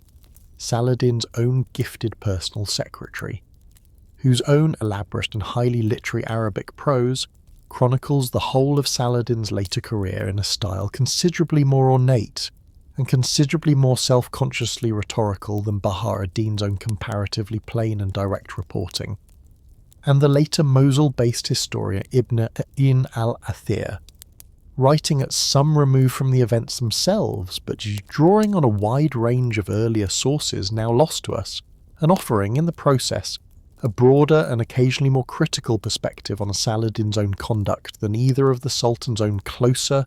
more personally devoted companions were generally inclined to provide. It is worth pausing, finally, on how genuinely different this whole crusade looks, depending on which of these two source traditions you happen to be reading. Because the Latin Christian sources remember a crusade defined above all by Richard's own personal heroism, a story of narrow, courageous victories snatched from what should, by any reasonable accounting, have been a hopeless strategic position, while the Arabic sources remember instead a story of patient, ultimately successful defence. Saladin's own unified Muslim world absorbing 3 years of the single most formidable Western military effort the region had faced since the First Crusade itself, and emerging from it having lost Cyprus and a narrow coastal strip, but having permanently and decisively kept Jerusalem itself, exactly the outcome its own increasingly frustrated Christian opponents, across 2 separate failed advances on the city, had proven simply unable to overturn. Why did it really happen, and was any of it, in the end, actually about Jerusalem at all? It is worth pausing one final time tonight on the same question that this channel has learned to ask of nearly every great historical catastrophe it has told you a story about in this room, which is simply this: why did any of this actually happen? And it is worth being honest in answering that question about the Third Crusade specifically, that the honest answer looks considerably less tidy and considerably less spiritually uplifting than the answer this channel was able to offer you on another night about the First Crusade a century earlier. The First Crusade, whatever the tangled mixture of piety, ambition and social pressure that actually drove it, began, at least in its own original conception, as an opportunity, a chance offered by a pope to a restless and violent warrior class to convert their own accumulated sin into salvation through an unprecedented act of armed pilgrimage. The Third Crusade began by sharp and genuinely important contrast as a reaction, a scramble to answer a catastrophe that had already happened, provoked not by any grand papal vision at all, but by the specific, avoidable recklessness of a single frontier lord, whose own broken oath handed a patient, calculating rival exactly the pretext his own decade-long project of unification had been waiting for. It is worth sitting with that distinction for a moment, because it means that this whole crusade, for all the genuine and often quite moving personal piety several of its own participants plainly brought to it, Frederick Barbarossa's own devout willingness to die, at an advanced stage on the very same road that had already claimed so many of his own generation's ambitions, was never, in the way the First Crusade at least nominally was, a story about an idea moving hundreds of thousands of ordinary people toward an entirely new and untested spiritual opportunity. It was a story about three established, already powerful monarchs, each with his own separate and often quite worldly reasons for wanting to be seen leading an army east, an aging emperor completing an old ambition interrupted by his own youthful defeat on the Second Crusade, a French king who came, saw enough to satisfy his own political obligations, and left the moment his own more pressing domestic concerns called him home, and an English king whose own genuine religious conviction sat, without any apparent contradiction in his own mind, alongside a personal appetite for glory, conquest and vengeance that drove him to seize an island kingdom that had never been any part of his own original mission at all, simply because its own ruler had been rude to his sister. It is worth pausing too on how differently historians have weighed the balance between genuine religious conviction and plain political calculation in explaining why this specific crusade actually happened, because the argument echoes in its own broad shape the same debate this channel has already shown you raging over the First Crusade's own motivations. Some historians, emphasising the genuine and widely documented outpouring of popular grief and popular guilt that followed news of Hattin, the scenes Gerald of Wales personally witnessed of ordinary men coming forward by the hundreds to take the cross after hearing Archbishop Baldwin's own preaching, argue that this crusade drew on a genuine wellspring of collective religious feeling, considerably deeper and considerably more widely shared than the narrower, more calculated motives of its own royal leadership might suggest on its own. Other historians, weighing the specific and repeatedly self-interested conduct of the Crusade's own actual commanders, Philip's own early departure the moment his own domestic political interest called him home, Richard's own willingness to conquer an entire unrelated island kingdom in a fit of personal fury, the whole factional rivalry between Guy and Conrad that consumed years of the Crusade's own internal energy that might otherwise have gone toward actually pressing the war forward, argue that the Crusade's own high religious rhetoric, however sincerely a great many ordinary participants may genuinely have believed it, provided cover again and again at the level of actual command decisions for conduct that had rather less to do with the recovery of Jerusalem than with the ordinary, entirely secular business of royal reputation, royal rivalry and royal survival. The honest answer, so far as this channel can offer one, is very likely that both of these explanations were true simultaneously, in different measure for different men. An ordinary Welsh peasant moved to tears by Archbishop Baldwin's own preaching and walking east on the strength of a genuine and overwhelming religious conviction that God himself demanded this specific penance of him, marching alongside a king whose own religious conviction, just as genuine in its own way, coexisted without any apparent internal tension at all, with an equally genuine appetite for conquest, glory, and the settling of old personal scores, exactly the same Botham portrait of human motivation this channel has already asked you. on another night to hold in your own mind when weighing why the First Crusade's own participants did what they did a century earlier. A rivalry the centuries decided to remember, and a massacre they mostly decided to forget. It is worth pausing before we let this whole long story finally rest on how strikingly selectively later ages chose to remember this crusade, because the popular image of the Third Crusade that has survived down into our own present day, two great and chivalrous commanders locked in a contest of mutual respect, Richard the Lionheart and Saladin, honourable adversaries who each, in their own way, embodied the very best that their own respective civilizations had to offer, bears only a partial and considerably flattering relationship to the actual, considerably messier history this whole night has spent tracing for you, is worth pausing on how much later medieval and early modern European literature actually built on this flattering image, incorporating Saladin himself, remarkably, into a body of chivalric legend that treated him as an almost honorary Christian knight, a worthy enemy whose own virtue proved, in the strange logic of medieval romance, that true nobility transcended even the boundary of religious faith itself, a reputation Saladin retained with real and lasting consistency across the whole of the following 8 centuries of Western storytelling, from medieval troubadour poetry through Dante's own Divine Comedy, which placed Saladin, alone among the great Muslim figures of his own age, in the comparatively gentle first circle of hell reserved for virtuous non-Christians, all the way down to the 19th century novels that would go on to fix Richard and Saladin's own mutual rivalry so firmly into popular imagination that it has never really left it since. It is worth pausing to on a specific and genuinely interesting piece of linguistic history this whole rivalry helped along, because the very concept of chivalry, in the elaborate codified sense later medieval Europe came to understand it, a formal code of conduct binding a knight to mercy towards a defeated enemy, to scrupulous personal honour, and to a kind of courteous respect owed even to an opponent of a different faith, had not yet fully crystallised into that later, more idealised form at the moment this crusade was actually fought,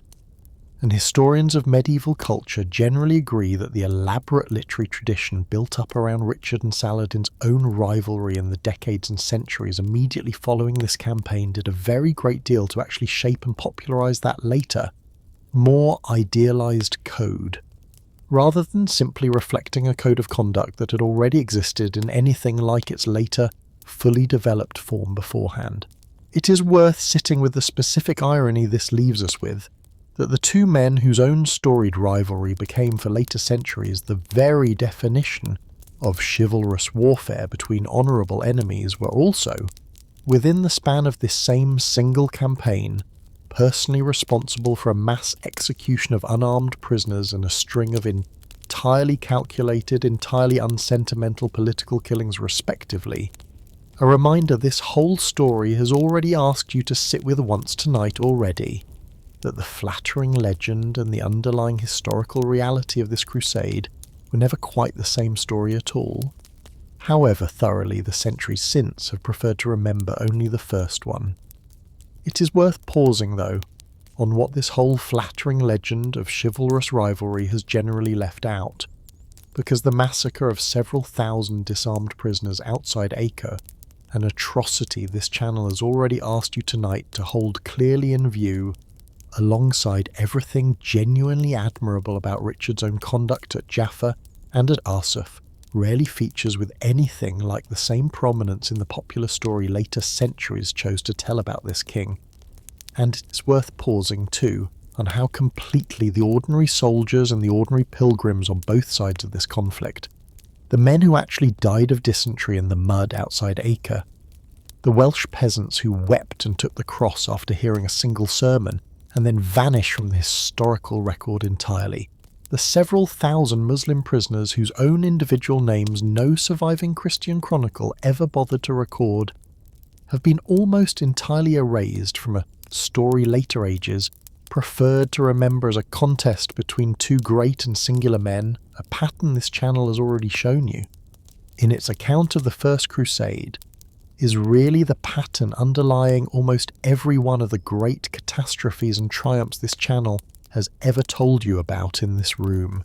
that the stories which survive best across the centuries are very often the ones that flatter the powerful individuals at their own centre, while the ordinary people who actually did the dying quietly disappear from the story their own suffering had originally made possible to tell at all. It is worth pausing one final time on how this whole story rhymes with the one we told you on another night in this room, because the echo is worth naming plainly rather than leaving unspoken. We have already told you of a city that fell once in a single morning of total and unrestrained slaughter, its own conquerors recording that massacre with pride rather than shame, notice that God himself wanted it remembered in precisely that much blood-soaked detail. Tonight we have told you of the same city falling a second time 88 years later, to a conqueror who chose at the height of his own victory and against the clear and understandable expectation of every single person watching him, including his own soldiers, to show a mercy the city's original conquerors had never once considered extending to him or to anyone like him. And then, only 4 years later, of that same mercy's own limits, a massacre at Acre carried out by the very civilization whose own greatest king would go on to be remembered for the following 8 centuries as the very picture of chivalrous restraint. It is worth sitting with that whole rhyme for a moment, because it tells us something this whole channel has already tried to teach you across many long nights in this room. The mercy and massacre were never, in this long and painful history, the settled property of one side or the other, virtue and atrocity distributed neatly along the lines of faith, but were instead available, in roughly equal measure and on roughly equal terms, to whichever side happened to hold the sword at the moment its own particular calculation of advantage and vengeance came due. It is worth closing, before we let this whole long night story finally rest, on the single image this channel keeps returning to across every account of ambition and catastrophe it has ever told you in this room, because it applies here with a particular and unusually literal force. An old emperor entered a shallow river on the very last morning of an otherwise triumphant march, certain, as any man who has spent 30 years winning wars might reasonably be certain, that he would simply cross it and continue on, the way he had crossed 100 other obstacles before it. A king waded ashore alone into the surf outside a half-lost town, certain in the same instant that his own arrival would be enough to turn the tide of a battle no reasonable observer would have expected him to win. A count tore down a rival's banner outside a captured city in a single unthinking moment of victorious pride,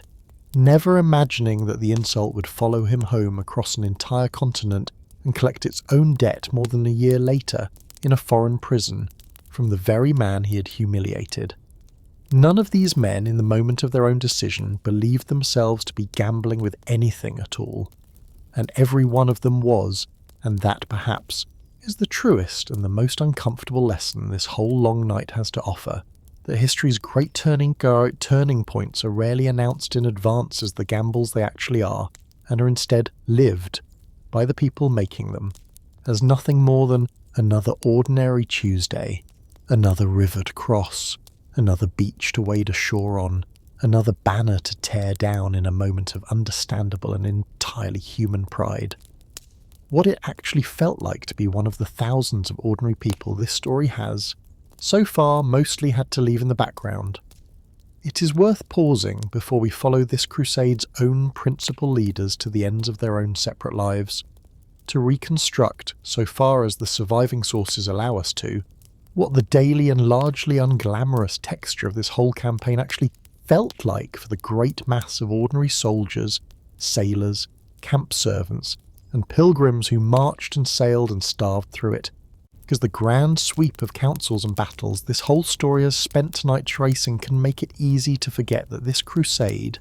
like the one this channel has already told you about on another night in this room, was also, for every single person who lived through it, a matter of extremely ordinary and extremely exhausting physical experience, stretched out across years of a person's own single, finite life. It's worth pausing in particular on the 2 years of the Siege of Acre specifically, because it is difficult to overstate just how thoroughly that single, static, endlessly grinding siege dominated the actual lived experience of this crusade for the great majority of its own participants, considerably more than any of the dramatic marches or pitched battles that came afterward, and that popular memory has generally chosen to remember instead.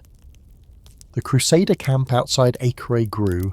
over its own 2 years of continuous existence, into something considerably closer to a sprawling, semi-permanent town than a conventional military camp, complete with its own markets, its own taverns, its own brothels, and, inevitably, its own rapidly spreading disease, dysentery and the mysterious wasting illness contemporary sources call Arnaldia. Moving through the crowded, unsanitary conditions of camp life with a speed and a lethality period medicine had almost no effective tools to combat, and it is worth pausing on the specific and genuinely staggering toll this took, because modern historians generally agree that considerably more crusaders died in the mud and the fever outside Acre's own walls than would ever die in the whole of the fighting at Arsuf, at Jaffa, and in every smaller skirmish this entire 3-year campaign fought put together. It is worth pausing too on the women who accompanied this crusade in numbers the surviving chronicles, written overwhelmingly by clergy and by soldiers, focused on recording the deeds of the army's own male commanders, rarely paused to count with any real care, ranging from queens and noble women travelling in their own right, Joan of Sicily and Berengaria of Navarre foremost among them, through to the far larger and far less individually documented number of ordinary wives, camp followers and laundresses who cooked, nursed the sick and wounded, and, according to more than one contemporary account on both the Christian and Muslim side of this conflict, occasionally carried water and stones to soldiers actively engaged in combat during the fiercest fighting outside Acre's own walls. It is worth pausing too on the specific and rather severe moral anxiety the Crusade's own clergy expressed, at several points across these same 2 years, about the presence of prostitutes in the camp, several contemporary preachers explicitly connecting the army's own periodic military setbacks and its own recurring outbreaks of disease to what they characterized as God's own displeasure at the moral laxity of a camp that had, in their own telling, allowed exactly this kind of disorder to persist for far too long unaddressed. A theological anxiety this channel has already shown you, in its earlier telling of the First Crusade, expressed in almost identical terms outside the walls of Antioch nearly a century before, and that tells us, at the very least, that the presence of ordinary women on this campaign was significant enough to worry the clergy accompanying it a very great deal indeed. It is worth pausing finally on the ordinary soldiers themselves, the men whose own names appear nowhere in any surviving chronicle at all, because the overwhelming majority of the perhaps 100,000 or more men who took the cross across the whole of Western Europe in response to Gregory's own call in the 2 years following, Hattin never became famous, never fought at Arsuf, and never lived to see Acre's own walls, let alone the distant hills above Jerusalem that so many of their own comrades wept at the sight of, and were then ordered to march away from, dying instead in numbers no surviving source can precisely reconstruct, of the same dysentery, the same fever, and the same simple starvation that had already claimed such a staggering proportion of the First Crusade's own participants a century earlier, an anonymous majority whose own individual hopes and individual reasons for ever leaving their own homes in the first place are, in the overwhelming majority of cases, lost to us as completely and as irrecoverably as their own bodies were, buried in shallow and largely unmarked graves scattered across the whole length of the coastal strip this campaign spent 3 years fighting over, the fates of the men who led it. It is worth closing out as this channel has learned to do at the end of nearly every long campaign it has told you a story about in this room, the personal story of this crusade's principal leaders, because their own subsequent lives scattered across the years following the Treaty of Jaffa tell us a good deal about what this whole campaign actually meant for the individual ambitions that had driven so much of its own internal politics from the very beginning. Richard himself, released from his own German captivity in February of 1194, returned briefly to England, was ceremonially recrowned to formally erase the stain of his own recent imprisonment, and then spent almost the entirety of the following 5 years of his own life back on the European continent, fighting a long, grinding and ultimately inconclusive war against Philip of France over the same contested Angevin territories in France that had already poisoned the two kings' own relationship throughout the whole of the Crusade. This channel is spent tonight describing a war that brought Richard's own considerable and genuinely formidable military talent back to a European battlefield for the first time since Arsuf. But that produced nothing remotely resembling the dramatic, legend-making victories his own crusading career had already secured him. It is worth pausing on the manner of Richard's own eventual death because it carries a specific and genuinely bitter irony this whole story has already prepared you to recognise. Richard killed in the spring of 1199, not in any grand battle against Philip or against any of his own great rivals at all, but by an ordinary crossbow bolt fired from the walls of a minor and largely insignificant castle called Chalouse, during a dispute over a supposed buried treasure his own vassal, the castle's lord, had allegedly discovered and refused to share with his own king, a wound that turned gangrenous and killed Richard within days, the single most celebrated warrior king of the entire crusading era, dying, in the end, not for Jerusalem, not for England, and not even for any cause his own later legend would find particularly flattering to record, but for a rumoured treasure that turned out, once the castle was finally taken, not to actually exist at all. Philip of France,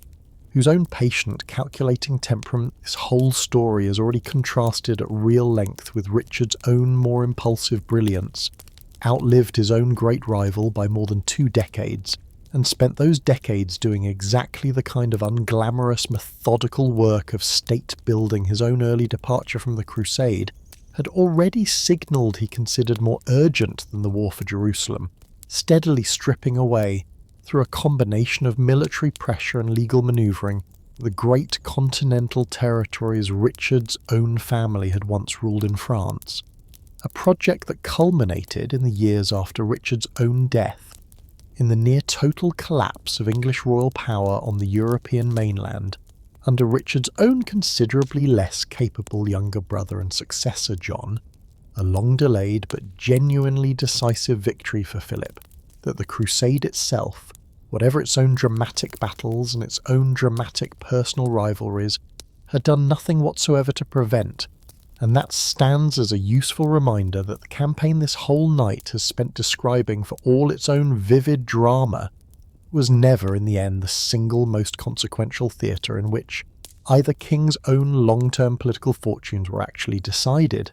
It is worth pausing too on the fate of Leopold of Austria, the duke whose own torn-down banner outside Acre had already cost Richard more than a year of his own freedom, because Leopold's own subsequent career closes out with a piece of grim symmetry several contemporary chroniclers, on the Christian side of this story at least, recorded with evident and rather pointed satisfaction. Leopold excommunicated by the Pope for the specific offence of imprisoning a fellow crusader, a violation of the special legal protection the Church extended to any man who had taken the cross, died within a matter of years of Richard's own release, from an injury sustained falling from his own horse that, by several accounts, developed into exactly the same kind of gangrenous infection that would, only a few years later, kill Richard himself. A death several contemporary writers were entirely willing to interpret as a fitting and specifically deserved divine judgment on a prince who had profited so handsomely from betraying the basic customs of protection This whole crusading movement was supposed to extend to every one of its own participants. Al-Adil, Saladin's own brother and the chief architect of the Treaty of Jaffa's own final terms,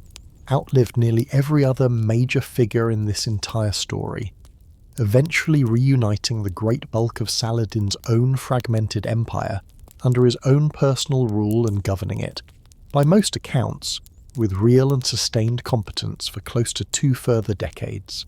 A long and comparatively peaceful reign that stands in genuinely striking contrast to the violent and often abruptly truncated ends met by so many of his own Christian counterparts in this same story. Frederick drowned in a shallow river, Richard killed by a crossbow bolt over a rumoured treasure, Conrad of Montferrat cut down by assassins in his own city's streets only days after finally winning the argument that was supposed to secure his own throne, a pattern that this whole story's own accumulated weight of individual deaths, taken together, suggests something this channel has already tried to teach you across other long nights in this room, that the men who set entire kingdoms and entire armies in motion were,